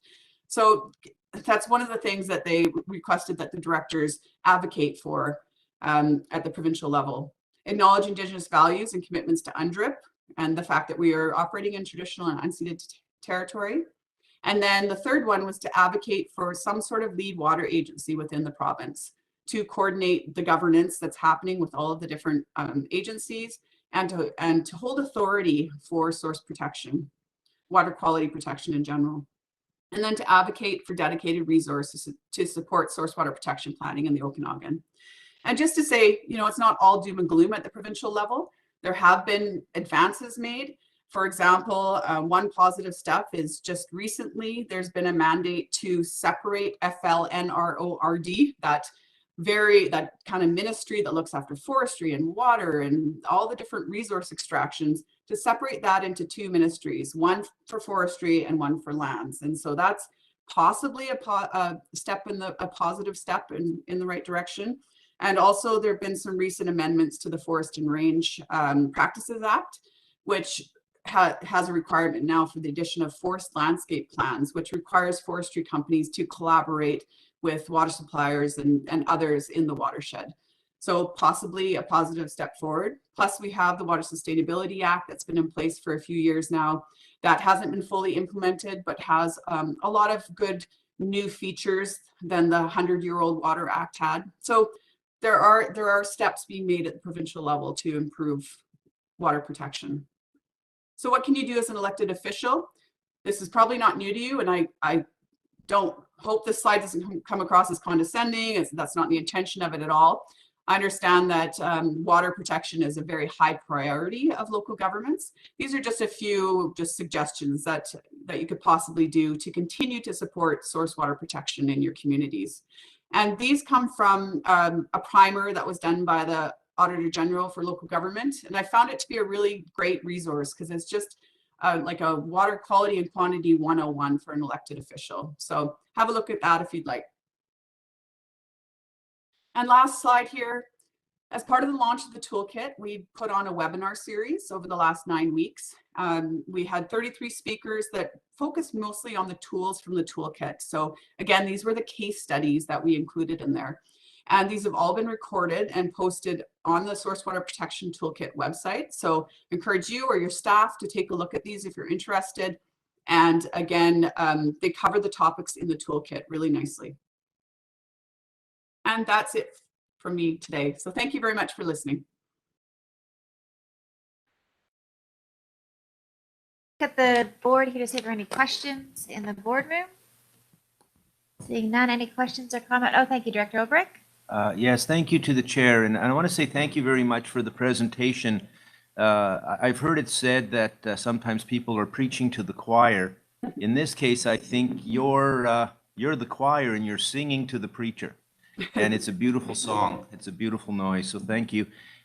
My question is the 4 main recommendations which were up on your PowerPoint. I don't see it in the what we have in our package. I don't know why we don't see it. Maybe I'm just missing it. If there's a page number you can direct me to, but I think those 4 main recommendations are really, really important. And I'd like to have a look at that again if I could get a copy. Go ahead, Ms. Garcia. Yes, my apologies. This is the 4th time I've done this presentation this week, and each time I've tried to improve it based on feedback I've had from previous councils and boards. So that final slide, you know, I had to give my package in a week ago.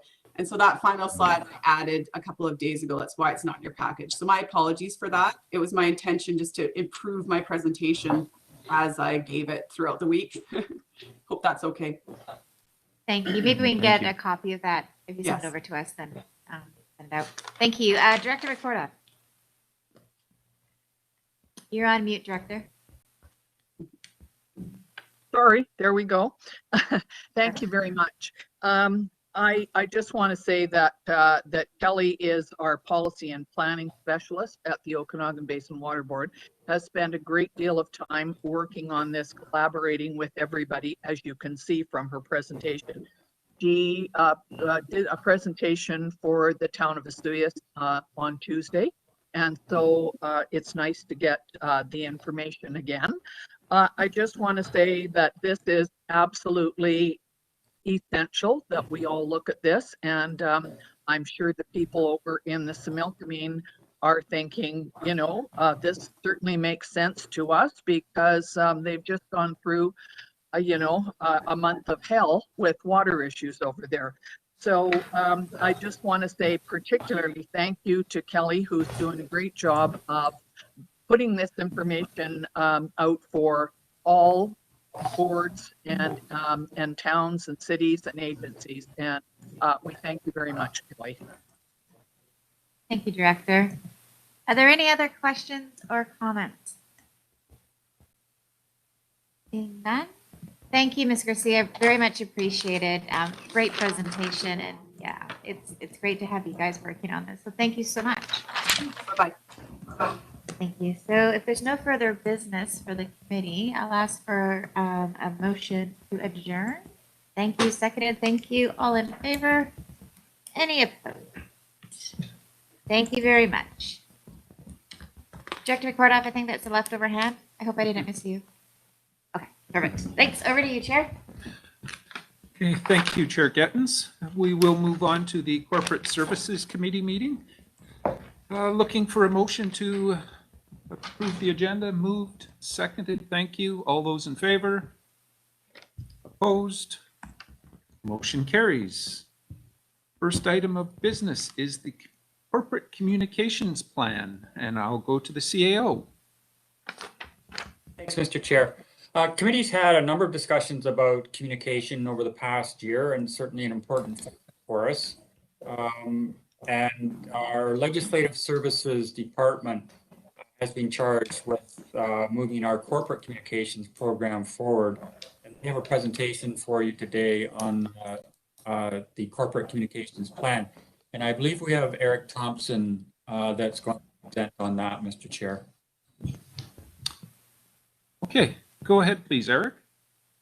Thank you very much. To the chair, I'll just start with Danny Francisco and the slideshow presentation. Danny's going to advance the slides for us. This is just a short presentation on the communications plan. It's a strategic guide to RDOS corporate communications. It was created to help improve communication and community engagement.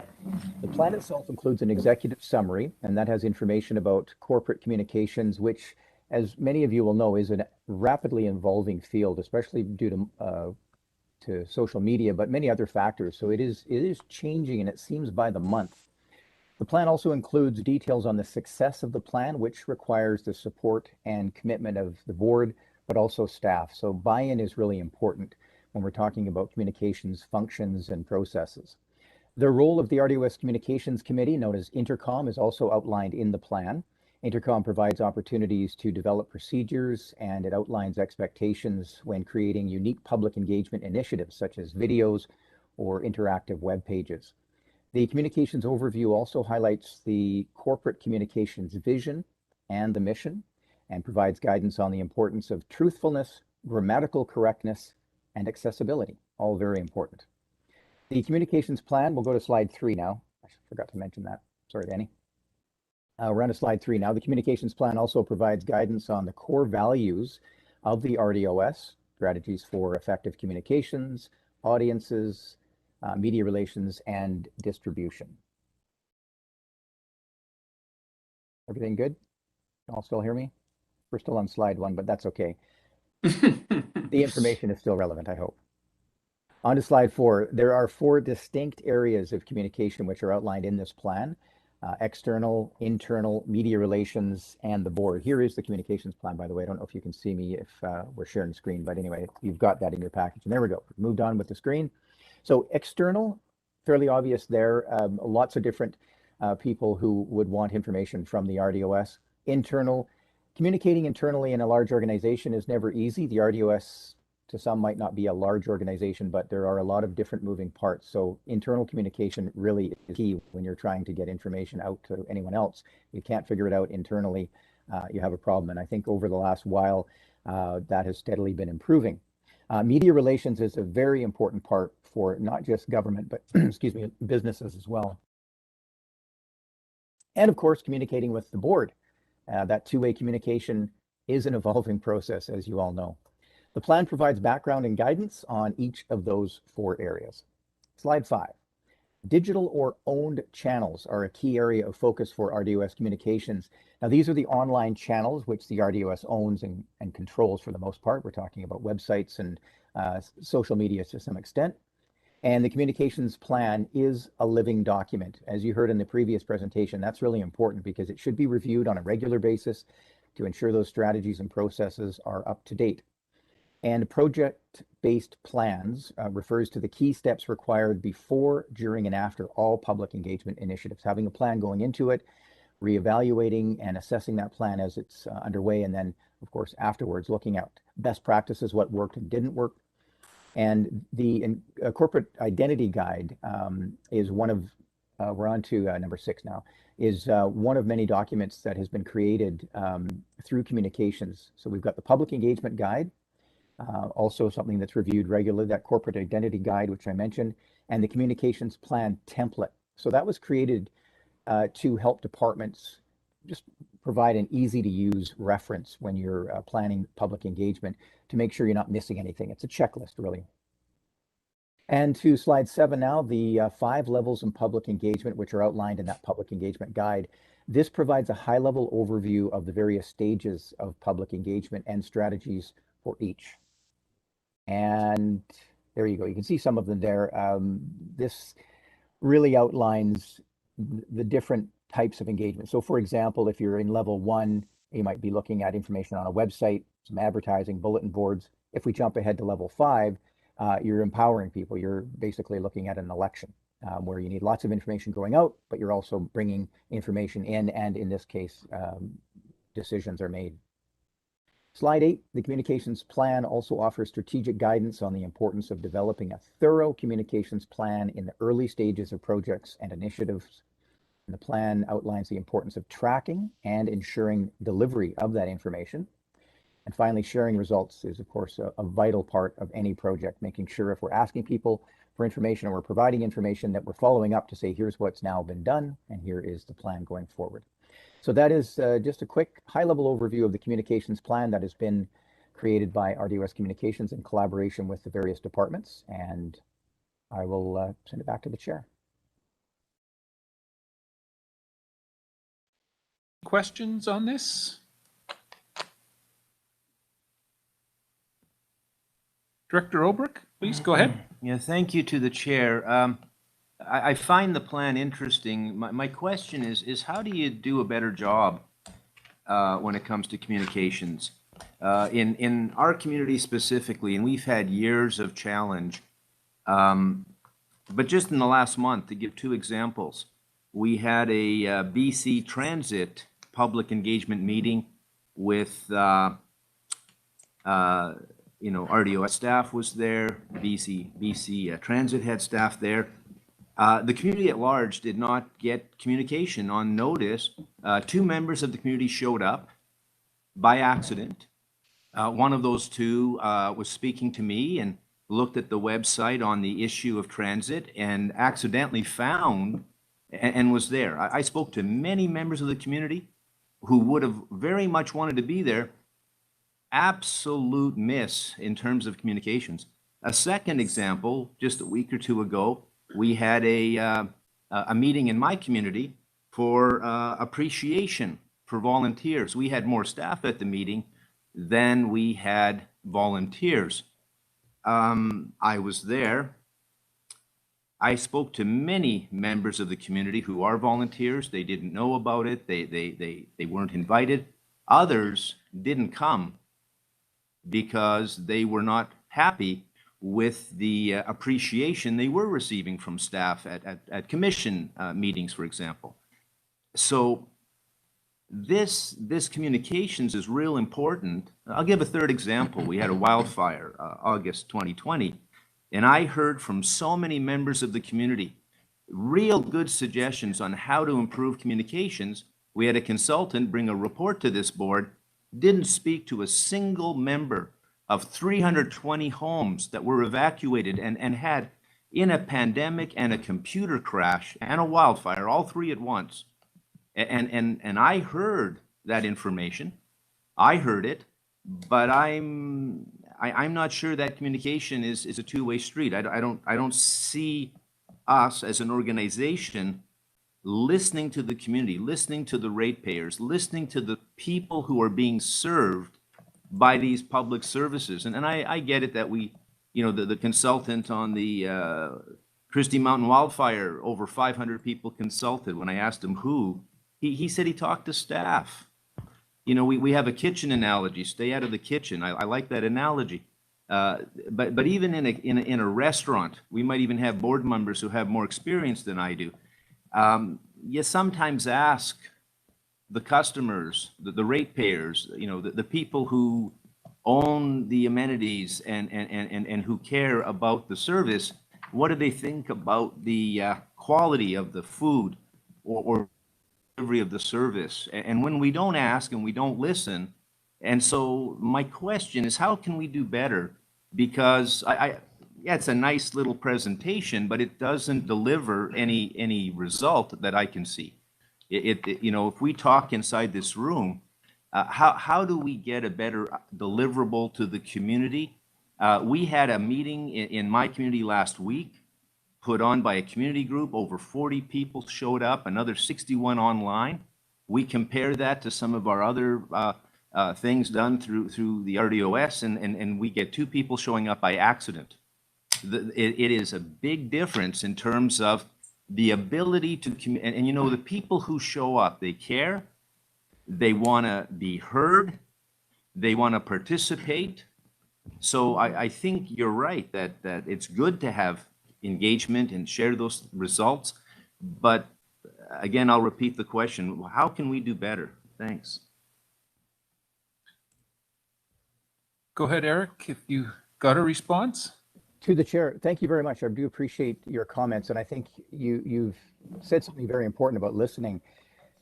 When we receive feedback at the RDOS, whether it's a department covering any various topic that we have, or whether it's communications. We listen to that. We try to act on it. Now, you're asking about some very specific events where I can tell you that information was sent out. It was shared on the RDOS calendar. It was sent out through Civic Ready, and those types of tools. We have various tools available. Not to make excuses by any means. If things aren't done well, then getting feedback is important and making changes is important. But in the case of a transit event, for example, as I mentioned, all the regular processes are followed. But to make it better, the Community Champions program is what is being developed, which has already been put in place. But in communities such as yours, Director Obrick, I think the importance is making sure that the proper people are on lists if we're emailing things out. And if people aren't checking the website and they're not looking at newspaper ads, or they're not signed up with the notification system, maybe a notice board will catch their attention, or maybe we can speak with directors to start communicating directly with those groups if they're not getting the information that's being put out there. There are a number of ways to address it. So certainly it's an ongoing process. And finally, I have heard many times about the after action plan for the Christie Mountain wildfire. And one of the challenges in communications is making sure that everyone is connected and speaking. So when a private company is doing an after action plan, whether they're speaking with residents or not, doesn't always come through the RDOS communications channels. But those are things looking forward where we can say we need to certainly do better to make sure that that is happening, and that feedback is vital. So I'll leave it there, and I hope I've answered your question. And certainly, again, I don't plan to make any excuses. We will always try to be as effective as we can as an organization to get information out to residents, to the media, and to others. Okay. Thank you for that. Any further questions? I've got Director Coyne and then Director Monteith. It's more of a comment. With communications, we can always do better. That's something we always hear. It's hard to connect with everybody, and you're never going to connect with everybody. We're limited by the amount of people who actually engage themselves in seeking out the information that's needed. You can be on the TV every day, you can be on radio, you can be in the newspaper, you can be on Facebook, you can be putting stuff in the mailbox, and you are still going to miss people. There is no way we can connect with everybody at all times. And I think we've gone a long way with the regional district to try to connect with everybody and continue to try to find new ways to engage with the public. And I thank Eric and his team for doing that, because it's in the last, 5 years, it's gone way over to the better side of things than it was. So thanks for that. I understand your frustrations, Director Obrick. We still have those problems here. We did a food drive last night, and I knocked on hundreds of doors, and still people didn't know that it was happening. And it happens every year, and it was in the paper, and it was in social media, and it was on the bulletin boards, and still people didn't know. So there's always going to be people that fall through the cracks. Thanks. Thank you. Director Monteith, please go ahead. To the chair, I do want to thank Eric, because there has been a change since Eric has come on full time. My community's noticed a change. They really appreciate the monthly board and review. That's really important to my community. I do agree with Director Obrick. As a director, I do feel that I am my community champion. I am out representing my community. When my community contacts me and asks about something, and I'm like, don't know anything about it, didn't know it was happening, it doesn't reflect good on a healthy organization. And it's frustrating when something is happening in my community, and either I'm unaware, not asked in the planning stages about how to proper represent my community, or how to appreciate my volunteers, or not invited to a Canada Day celebration. I mean, those are things that are expected. I'm expected to be there. When I'm not invited and I'm not included, and there's no representation, it's hurtful. It's hurtful to the entire organization. So those are things that are missed when we're not involved in those planning and implementing and sharing. Because I communicate with my residents on a regular basis, on Facebook, through email, through phone calls. I have, my community champions that I reach out to on a regular basis, and those are not being utilized. And those are another avenue of getting the good word out because we are doing a good job and people want to be engaged with us, but they're missing that, and they're missing that through the directors. So that's important. Thank you, Director Monteith. Director Gettens? Great, thank you, the chair. Yeah, I want to say kudos to the communications team as well. I think that we have come a really long way, and it kind of feels like, especially with Eric and working with Christy, but you had to start off almost with like a non-existing really department. So you've done a fabulous job. I think one thing that would be really helpful is for the directors that do have those communities that have an expectation of that extra kind of communication. If there was a space created where maybe we could connect once or twice a year just to find out what is upcoming in our areas, and then maybe we could help promote that and make the experience a little bit better. So definitely not day to day, because I know you guys have a lot going on, but I would really like to know like what's happening in the next 6 months, and then I can help frame that conversation when I am talking to community members. But overall, appreciate all the changes that we're doing here, and I think you guys are all doing a really great job. So thank you. Okay, thank you for that, Director Gettens. Any further comments, questions? Seeing no hands here in the boardroom on that. Looking for a motion on this, I believe, that to approve the plan, or someone's willing to move it. Thank you, Director Gettens. I'm assuming Director Roberts is seconding, or did you have a question? All right, thank you, Director Roberts. Motion's on the floor. Any further discussion on this? Seeing none, all those in favor? Thank you. Those opposed? Motion carries. Down to the next item, a follow-up on the citizen survey, CAO. There, I appropriately unmuted myself, Mr. Chair. Perfect. So sort of along the same line, working on our communications program, we did a citizen survey back in 2020, and those results were presented to the board, and there were additional questions that we wanted to elaborate on. So we sent out a corollary study asking 5 questions specifically around the communication and how our citizens wanted to receive feedback. And those have been presented to you.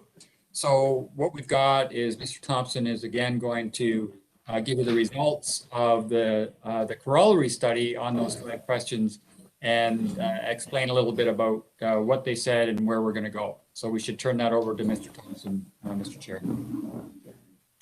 Okay, thank you. Please go ahead, Eric. Thank you to the chair. As a result of the 2020 citizen survey that was conducted between September 2nd and November 1st of 2020, the RDOS Board of Directors, as you heard from the CAO, approved a short follow-up survey. The idea was to provide further insights into how residents and property owners prefer to engage with the regional district. When communicating with members of the public, communications set the terms residents and property owners, because as you know, there are many people who are residents of the area. There are others who are property owners who spend part of the time in this area. Reaching those people is not easy. That's where Voyant Alert comes in, and that is the new notification system. So right off the top, I think that's a really important part. If you feel you're missing communication, you're missing information from the RDOS, signing up for Voyant Alert is really important. We can talk a little bit later about how to do that, but simply go to the website www.rdos.bc.ca and you'll find out more. Also extremely important during these emergency events that we've been dealing with and continue to deal with. So let's move to slide number 2 now. The citizen survey is an essential tool to evaluate service and program delivery and improve communication and engagement. These are all terms and words, but it means something when we say communication. It means communicating back and forth, providing information, hearing feedback, not just from the public, but from the media and from directors. And that feedback is important. That's what engagement really is. This survey will help improve communication and community engagement. And we're going to go to slide 3 now. And the follow-up survey was conducted between June 7th and August 31st of 2021.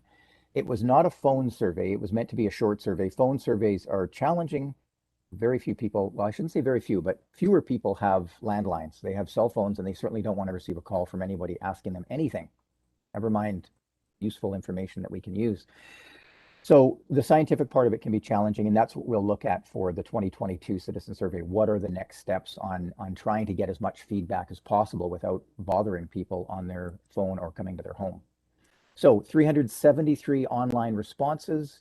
There were 9 paper copies that were received. The idea was to make it available to people who don't use technology, and 9 copies were received.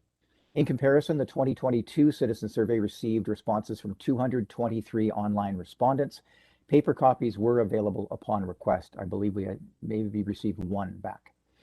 So that says something right there. The follow-up survey did better than the original survey, and I think it's because more emphasis was put on just getting that information out to as many people as we could.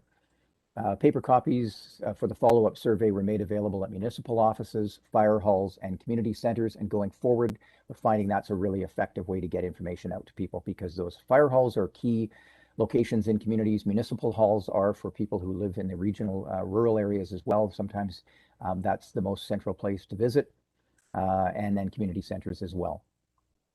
The follow-up survey was promoted online and through local media, and posters as well displayed at various locations. And we'll go to slide 4. The follow-up survey features 5 questions focused on receiving information and sharing feedback with the RDOS. And one of the questions was, how do you prefer to receive information about regional district services, projects, and initiatives? The majority of respondents chose email newsletter. And that was followed by RDOS website, social media, and Civic Ready mass notification system, which, as I mentioned, has now transitioned to Voyant Alert. Slide 6.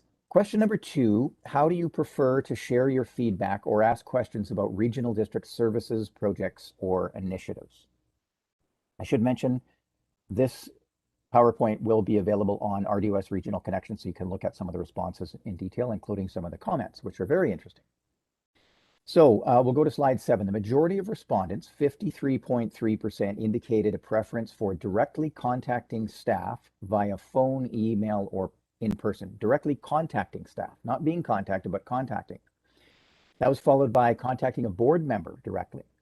37% of respondents indicated a preference for participating in the RDOS public engagement site, which is RDOS Regional Connections, and that has a Q&A section for most projects.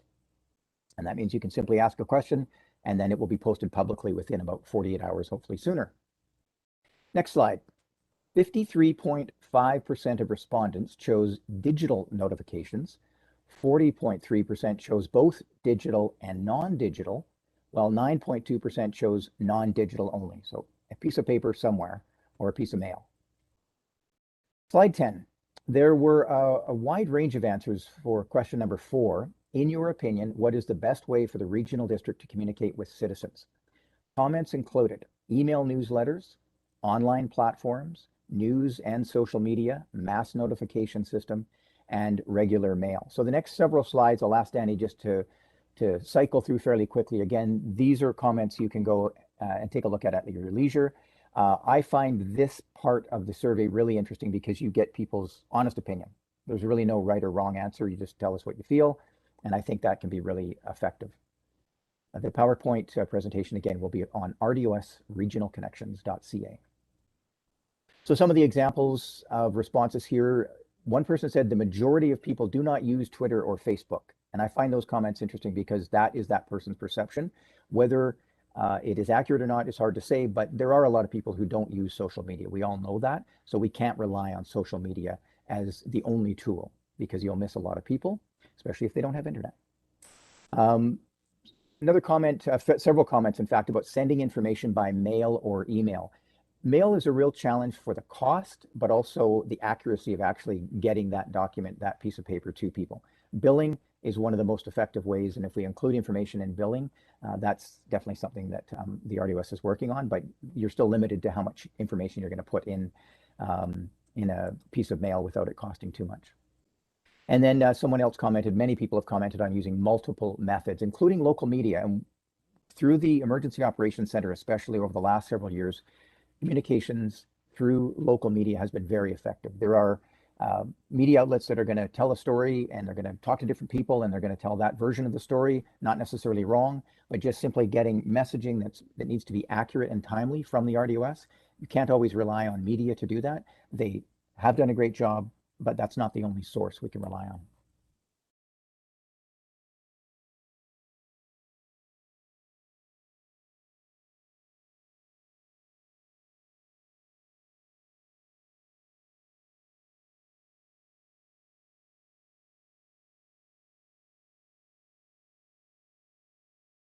Oh, sorry, there we go. I think you missed that last part. Sorry about that.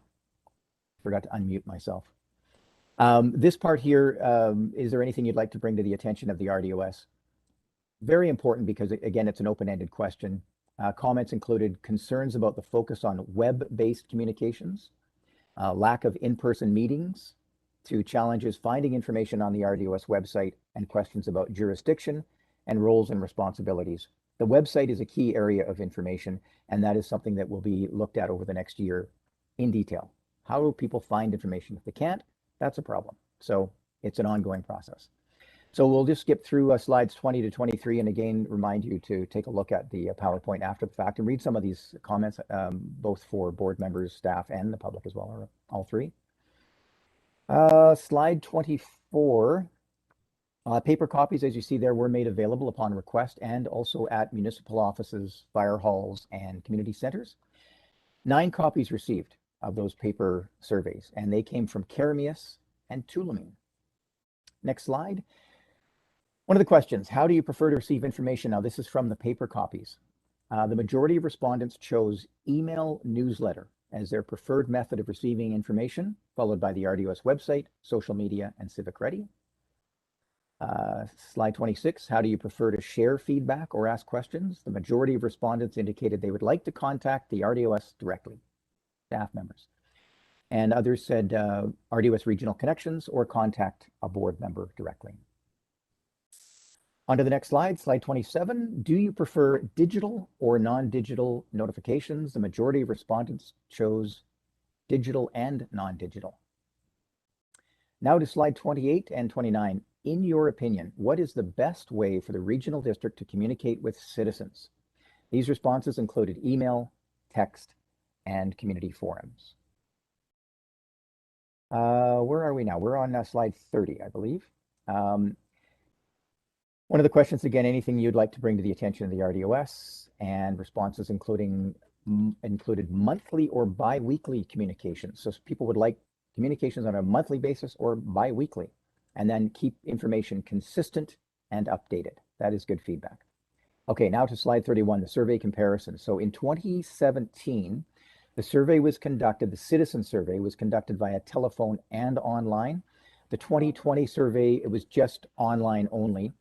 Phone surveys are costly and they're challenging, but going forward for 2022, we'll have to come up with some options that are effective. 32, slide 32, the follow-up survey shows most respondents prefer a variety of delivery methods, including digital and non-digital. Many prefer mail or hard copies, while social media and local media sources are also very important. Providing opportunities for in-person feedback is a high priority, especially in the early stages of larger projects. COVID made that challenging. We're slowly coming out of that, but we're certainly not out of that yet. I don't need to tell you that. Slide 33. The RDOS continues to offer a variety of delivery options, including web-based and mass notification emails, text and voice through Voyant Alert. Non-digital options are equally important. Options include electoral area signage for events and meetings and community champions. Very important part of sharing information with people, especially those who don't have connectivity to the internet. Moving to slide 34, billing notices provide limited opportunities due to the cost and timing. Other options include posters. Now with a QR code, we've been using that more in communications where you put the QR code on a poster. So if somebody walking by a poster can hold their phone up to it and it will take them directly to the website. And then making copies of items, information available at RDOS facilities, municipal halls, and fire halls. Slide 35, the news media was identified as a source of local information for many people. The RDOS does communicate or does coordinate a bi-weekly ad, and will also explore some other options to provide information. Slide 36, mail out and advertising costs can be prohibited. COVID-19, as I mentioned, presenting some challenges with those in-person or public meetings. Local media can be an effective source of information, but relying solely on the media is not an ideal way to get specific information out. The follow-up survey highlighted the importance of two-way communication and, of course, the importance of sharing results whenever there is a survey, which is what we're doing here. Slide 37, in response to the survey. Now, this is the important part. Maybe I should have led with this. The following steps have been taken. A monthly newsletter has been launched, and that includes a poster version. So the newsletter itself, through Regional Connections, is available online. It's then sent out as an information release and published on the website, but it's also printed as a poster, and then it's available to the community champions. It's sent to the board members if they'd like to post it somewhere as well. Again, for people who don't necessarily have access to the internet. Community Champions program has been launched and is a work in progress and is continuing to build. And the idea there is to improve information sharing, especially in rural areas. Voyant Alert, a great system, much more user-friendly than what we previously were using, and still in the early stages. We're also developing here in communications an RDOS overview video. We had a video a while back where some board members were in it.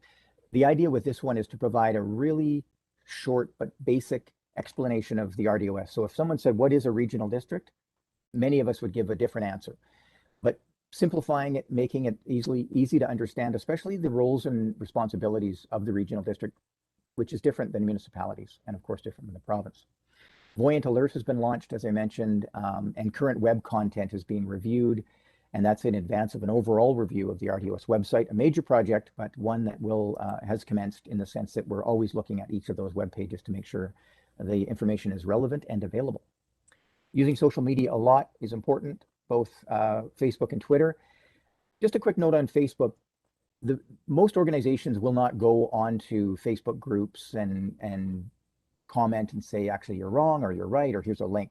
The idea is being aware of those Facebook groups, and often that information will come from a director or a resident, and then posting information on the RDOS website that clarifies that information, which can then be shared on those groups. So it's not really a back and forth with specific Facebook groups because there are so many. It's ensuring that information is accurate and timely on the RDOS Facebook page. Slide 38, video, as I mentioned, is a real effective way to share information, answer questions, and that is definitely a focus for 2022. Improving web content, hybrid public meetings. So now when we have public meetings just like this one, people in person and people on the computer, that can open it up to many people who might not otherwise come to a public meeting. Quality assurance surveys, there are a few in the works, building permit process and vacation temporary use permits, providing some feedback on services to help improve them, and that's coming in 2022. Other areas of focus for 2022 include proactive communications, such as potential service delays or changes due to the EOC, the prolonged activation of the Emergency Operations Center. Some services may be affected, and being proactive on that information is important, and we're working on that right now, actually. In fact, my colleague Andrea Rendell behind me here is working on an information release to talk a bit about that as it relates to building permits. And final slide, further analysis will be conducted, and this includes conversations with department managers and staff, and also with the board. So I want to end on that note. We heard from a couple of board members about board members being advised of projects, and I think in the early stages, it's important to either pick up the phone or send an email to those directors, and that comes from either departments or communications to say, we've got a plan, here's what we're hoping to do. And then the board member knows what's coming up. There's no surprises. They might identify gaps. And I think it's not, by doing that, we're not dragging board members into operations. We're just simply keeping them apprised so that when citizens talk to them, as Director Monteith said, they're not surprised. And I'll leave it there and send it back to the chair. And that was for information. Next item on the agenda is exempt staff compensation survey, CAO. Thanks, Mr. Chair. Just before I go into that, I want to add my congratulations to our communications group for the work that they've done over the extended Emergency Operations Center, in addition to what they normally do with regards to try and advocate for our communications program. They're a small group, two, and with the emergency operations events over the last 6 months, that certainly has an impact on what we had intended to do in 2021. But nevertheless, they're troopers, and they've been working lots and lots of hours in order to do both of those important functions. And as I was talking with Director Coyne this morning, this flooding event is not over. We're just edging into recovery, and that's going to extend into 2022. Hopefully we get the recovery done before we get the spring freshet, which we expect will be interesting as well. So congratulations to that group, as well as the rest of the Emergency Operations Center troop. So the regional district has a policy regarding competitiveness with regards to salaries. And what our policy says is that every 3 years we'll go out and we'll do a market survey to see how competitive we are with those other entities within the same market. And 2022 is the third year, so the intent would be that we would go out and do our market survey to determine how we pay compared to others in the field. What's really important about that is that we identified good matches for our benchmarking, and we always come to committee on that in order to make sure that the committee is comfortable with who we are benchmarking against, so that when you get the results, it's acceptable. We don't want to go to those communities that don't resemble us in any way or that are in different markets. So back in 2010, when we did our operational audit, we identified 18 variables that we would compare ourselves with other communities on, just to make sure that we were getting good matches so that we could get good information for the same type of organizations that were recruiting from the same pool that we are. And we've tended to use those organizations that were identified at that time for many, many studies since, and also other benchmarking activities, not just market surveys. So we've identified those in the report, and it would be our intent to continue to use, and we also use, obviously, our member municipalities because we're all in the same labor pool in that regard as well.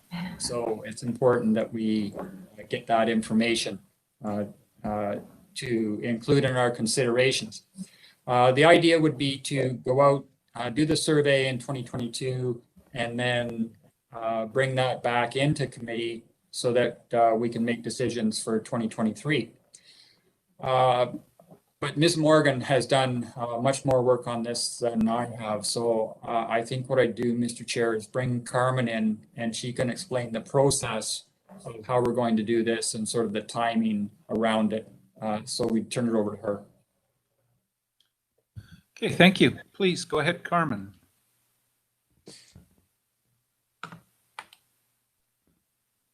Okay. See her name up there. Oh, there she is. Perfect. Yes, thank you, Mr. Newell and Mr. Chairman. This is the time of year for surveys, so we're getting busy with our processes. And you may recall from the last go round is that I essentially reach out to the established benchmark communities, to their HR team, and then compile all the data together for review at the committee level once again. So once I have that done, the plan is to use Q1 for the survey period. Everyone will be back refreshed in January, I hope, and is ready to answer my numerous questions and emails. And then the plan would be that I would come back to the committee and present those results for consideration. And at that time, there would be the decision for committee to make the recommendation to the board to adopt the compensation as presented in that report or provide some alternate recommendation. So that is the plan moving forward into 2022, as Mr. Newell outlined, and then we would aim to have any changes implemented for January 1st, 2023. And I'm happy to answer any questions if there are any. All right, thank you. I'll just check with the board if there's any questions.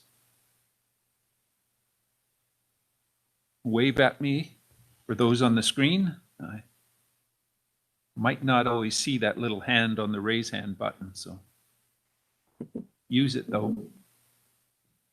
Seeing no questions, if the board is comfortable with those comparable communities in RDOS or regional districts, I guess it is, do we want to make a motion to accept that plan? Moved. Thank you. Seconder, thank you. Any discussion on it? Seeing no hands, we'll call the question. All in favor? Great, thank you very much. Opposed? Motion carries. Down to the last item of the agenda, Gord McIntosh follow-up. CAO. Thanks, Mr. Chair. So back on November 24th, 25th, we gathered over at the lakeside with coffee and muffins and did our strategic planning duties, looking forward into 2022. And we had the opportunity to bring in Dr. Gordon McIntosh to facilitate that for us. And we wanted to get sort of a snapshot of what was determined at the workshop out to committee, so that first of all, so that you could look at it, and then secondly, just to discuss how we move forward from here. So what I thought I'd do, Mr. Chair, is just a synopsis. Gord has a great toolkit. He's been doing this for decades and decades. He's got lots of good local government experience and regional district experience, and did a good job of getting input from all those involved. So first of all, he gave us his synopsis of national trends that obviously are important to consider when we're developing plans for the future. Even in a volatile environment, if there is a trend line, then that's important information that has to be included in our decision making. And then he started going round table, and we talked about strategic topics. So he was asking all of the members present what they thought the most important issues were that we were going to be facing in the future. Talked about the possibilities as to what we might accomplish within the time frame going into the last year of the 2018-2022 term, and what we already had on our plate. And then at the end of it, and we'll show this, he came up with a dashboard as to what our immediate prospects were, what should be next, and then what we could possibly advocate for those issues that aren't completely within our control. And we have an action list that we're going to start working on.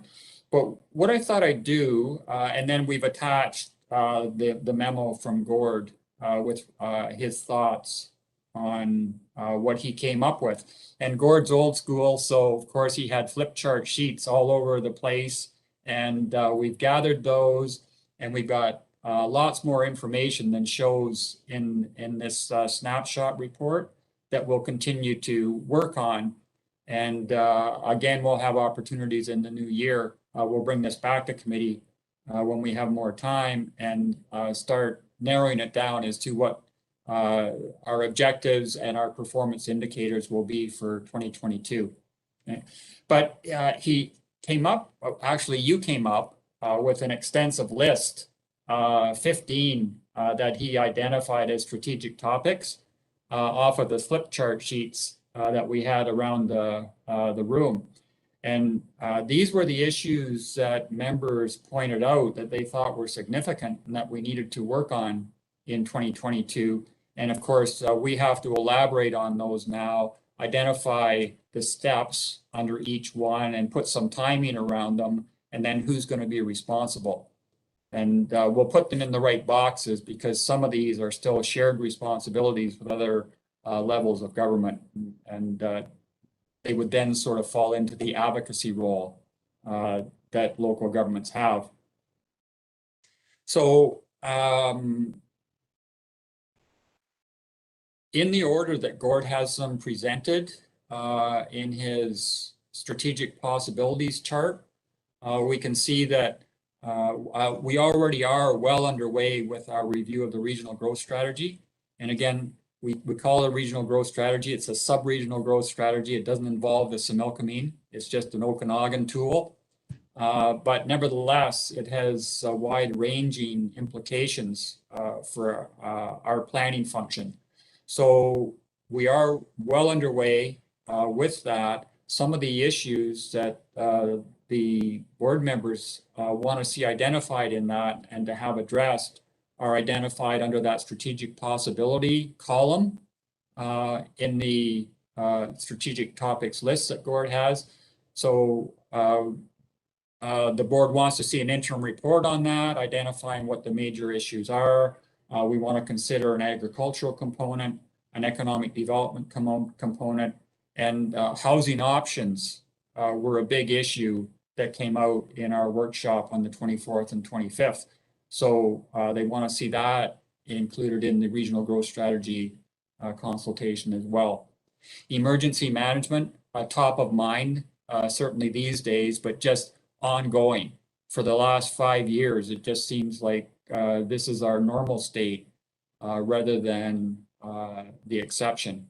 So wildfire management is of course important, and then just general emergency management overall. So we know within our hazard analysis that fires and floods are the two events that we're most likely to experience, and we need to do further work just because of the egregious nature of the events and the ongoing nature of the events and the extended nature of the events that we have to up our game on those. So the wildfire management, we talked about putting some policies in our official community plans and further developing the Fire Smart program. So two things that we have to consider.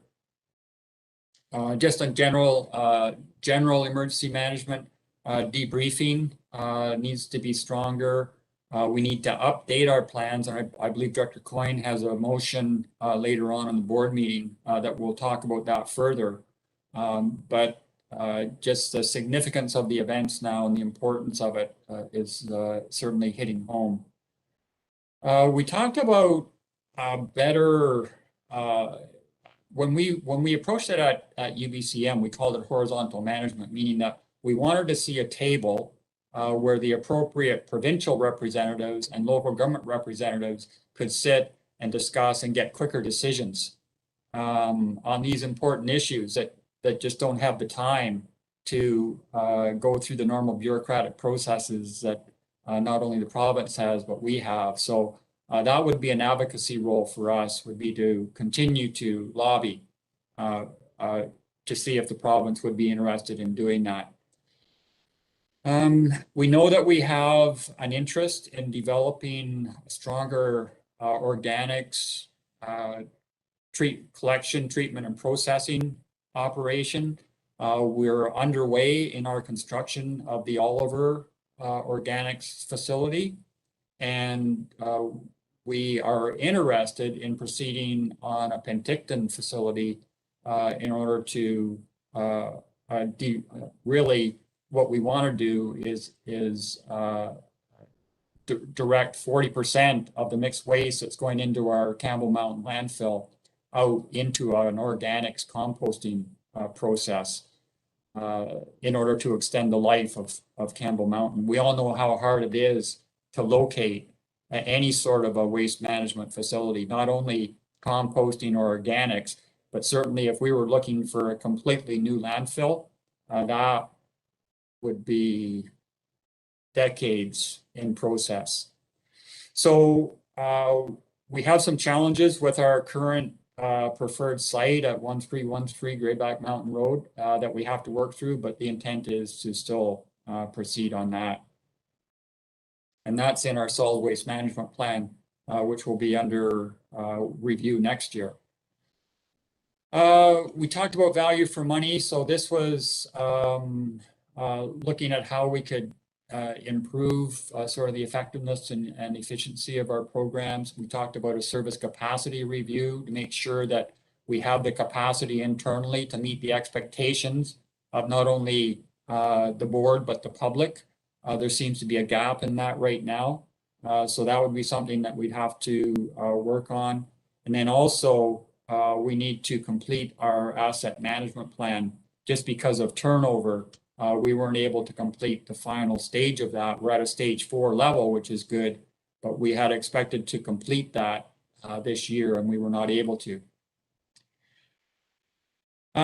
We've talked about an opportunity for how we look more regionally instead of locally, not only for our member municipalities, but our electoral areas as well. So we had that good discussion about encouraging or developing a regional mentality at the board level. So we got some good feedback on that. We also included some of the new legislations that's coming in. The provinces come out with new rules on elected official codes of conduct and that sort of thing, meeting effectiveness, especially under COVID rules. So we got that on the list. I don't know if we call it COVID recovery, but certainly the pandemic, the variants are going to continue on into 2022. We don't know what the future of that is, but again, seems to be a new normal for us. So we have to include that on our list for 2022. The other thing of interest that came up at the workshop was we did have that COVID recovery fund developed in 2021 by the province, and we've allocated the money. The board needs an update on how that is working out for us. So we'll bring in a reconciliation of where you told us to put the money against how the allocation on that's going. So we'll get that up early in the new year as well. Intergovernmental relations, this was more on the advocacy list, but we had a lot of issues that we wanted to talk to the province about that we thought was important. And we need to do that in a coordinated fashion. So we had that on the list. Watershed management came up as an important issue at the workshop. So not only source water protection, which we heard on earlier this morning, but specifically around aquifer protection for us, like we've recently discussed with regards to Falder. So where we have a regional district water system that's on a larger aquifer that extends outside it, and how we're going to manage that. And we've got lots of issues with regards to water protection or effective use of water within the regional district. So big issues there that we're going to have more discussion on.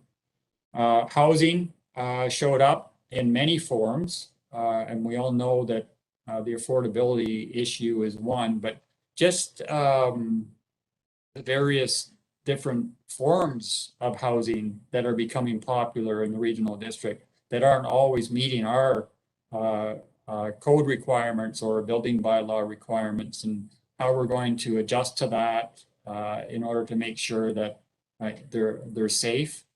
That's something that we have to get our head around. So we've got lots of suggestions as far as seasonal workers and tourists that come in that in their RVs and don't leave, and lots of informal RV parks or bunkies out in the rural areas. We've got lots of issues that we have to get our head around with regards to housing. The other issue was food security. We've had various studies and worked with partners on food security over the last decade. And we know that it's very important.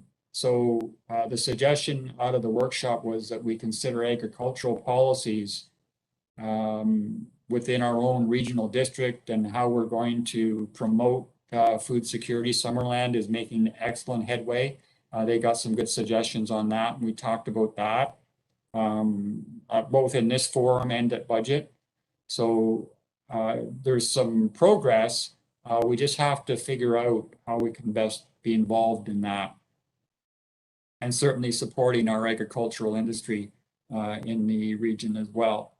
Another opportunity that came out was in working on Indigenous relations and making sure that we are ourselves prepared for that. So we talked about developing Indigenous cultural training in partnership with our First Nations, and then further outreach with regards to our Indian bands in the area as well.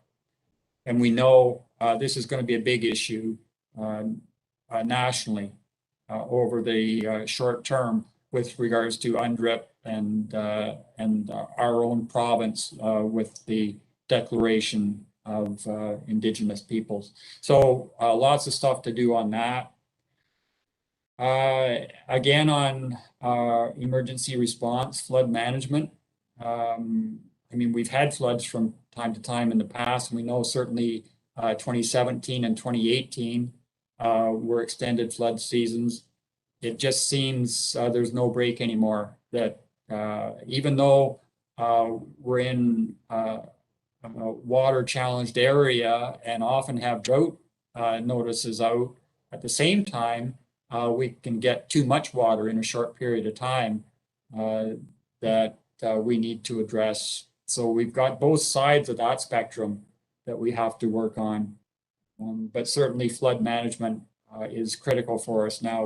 We've seen the devastation in the Similkameen from what can happen if we continue to receive these types of events. We talked somewhat about medical services, and we know that there are new models coming out from the province and from IHA with regards to how we need to address the shortage of doctors and the provision of healthcare facilities. So that is on the docket. And always trails, our best used recreation facilities are always our trails. So we want to make sure that we protect those and that we work with Rec Sites BC in order to make best use of those, and that's on there as well. And then we had some others that were priorities that we want to work on too. So lots of information came out of the workshop, lots of work that we have to do on it yet. And what we wanted to do today, Mr. Chair, was just present. You can see the in the report on the last page, there was a strategic priorities chart, and those were some of the shorter term issues that the board thought we could work, or actually Gord thought we could work on in order to move some of these forward. So he put a framework together that said, here's what you can work on now, here's what should be next, and then some advocacy. And there were some operational issues there that we need to fill out on that yet. That was a quick hit at the end of the workshop. So with that, I'll turn it back to you, Mr. Chair, and committee can have a discussion on that.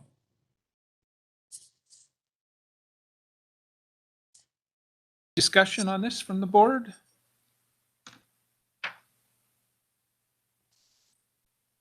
Go ahead, Director Holmes. Just a question, I guess, for next steps. Is that dashboard going to be fleshed out a bit or updated regularly? What do we do with this now? CAO? So the intent would be to put it more in our format, Mr. Chair. So we'll come back with our corporate action plan, working on a great foundation that came out of the workshop. And we will put dates and responsibility areas into that. And we'll flesh out the performance indicators. Most of these are really good objectives. So we'll put some performance indicators around them with times and responsibilities. Okay, thank you. Any further questions or comments?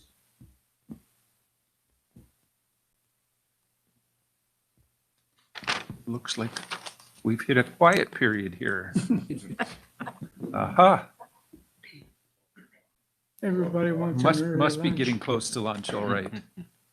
Well, seeing no further discussion on that, we'll leave that with the CAO and he'll bring that back to us in the future. And we will see it again and have an idea as to what we can accomplish. And I believe we've got a few minutes here before lunch break. So I did have one item, if you don't mind me bringing it up. And it is time for the CAO review. We generally do it every 3 years, a full review of performance review or a performance evaluation. So I just wanted to check with everybody if we're still on that and if there's a desire to not do that, or should we just proceed with it as we have in the past?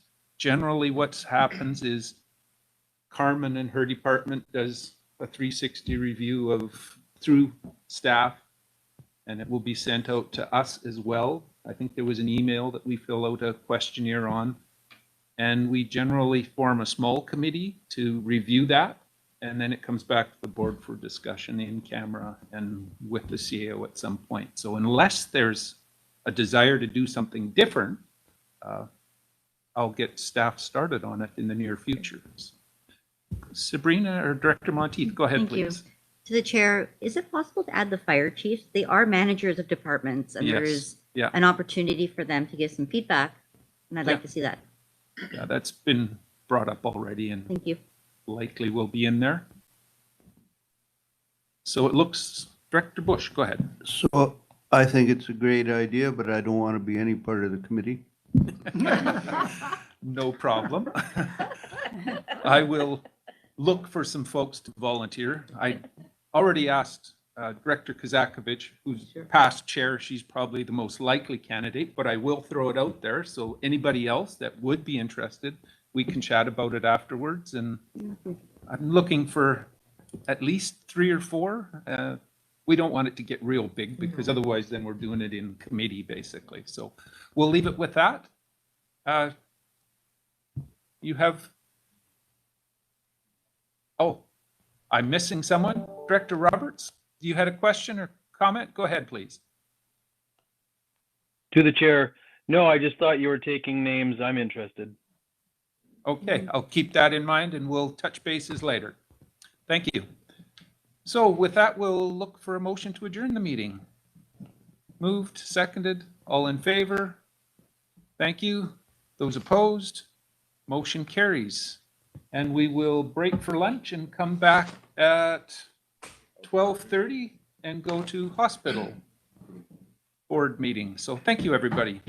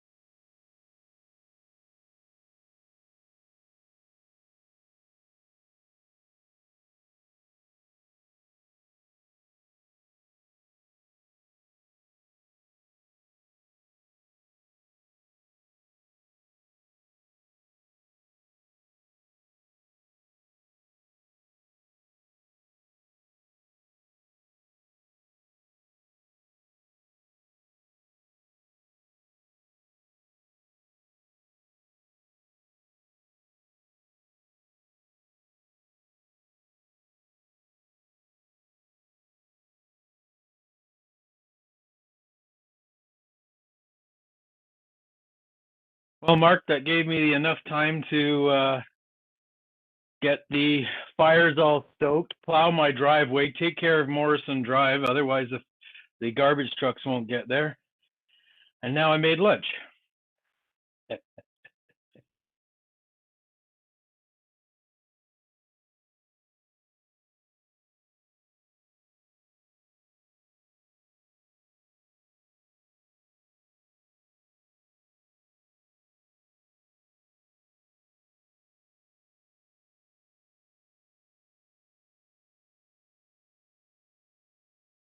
It's funny, they just shared,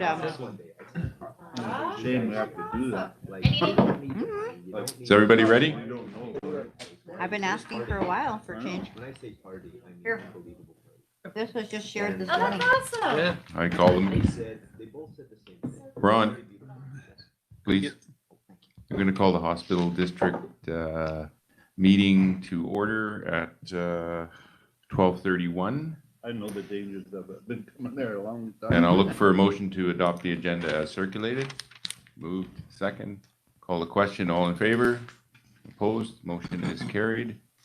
Our first item on the agenda is the adoption of the October 21st, November 4th, and November 18th minutes, and looking for a motion to move the administrative recommendation. Moved, second. Thank you. Any further discussion? Not seeing any. I'll call the question. Those in favor? Opposed? Motion is carried. Our next item is some in-camera minutes. So I'll look for a recommendation that in accordance with section 91K and 92B of the community charter, the board close the meeting to the public on the basis of negotiations and related discussions respecting the proposed provision of a municipal service that are in their preliminary stages, and in that the view of council could reasonably be expected to harm the interests of the municipality if they were held in public, and the consideration of information received and held in confidence relating to negotiations between the municipality and a provincial government or federal government or both, or between provincial government and the federal government or both, and a third party. Can I get a motion to close the meeting? Moved in second. Call the question. Those in favor? Opposed? We are closed. Do we need a second to get the cameras off?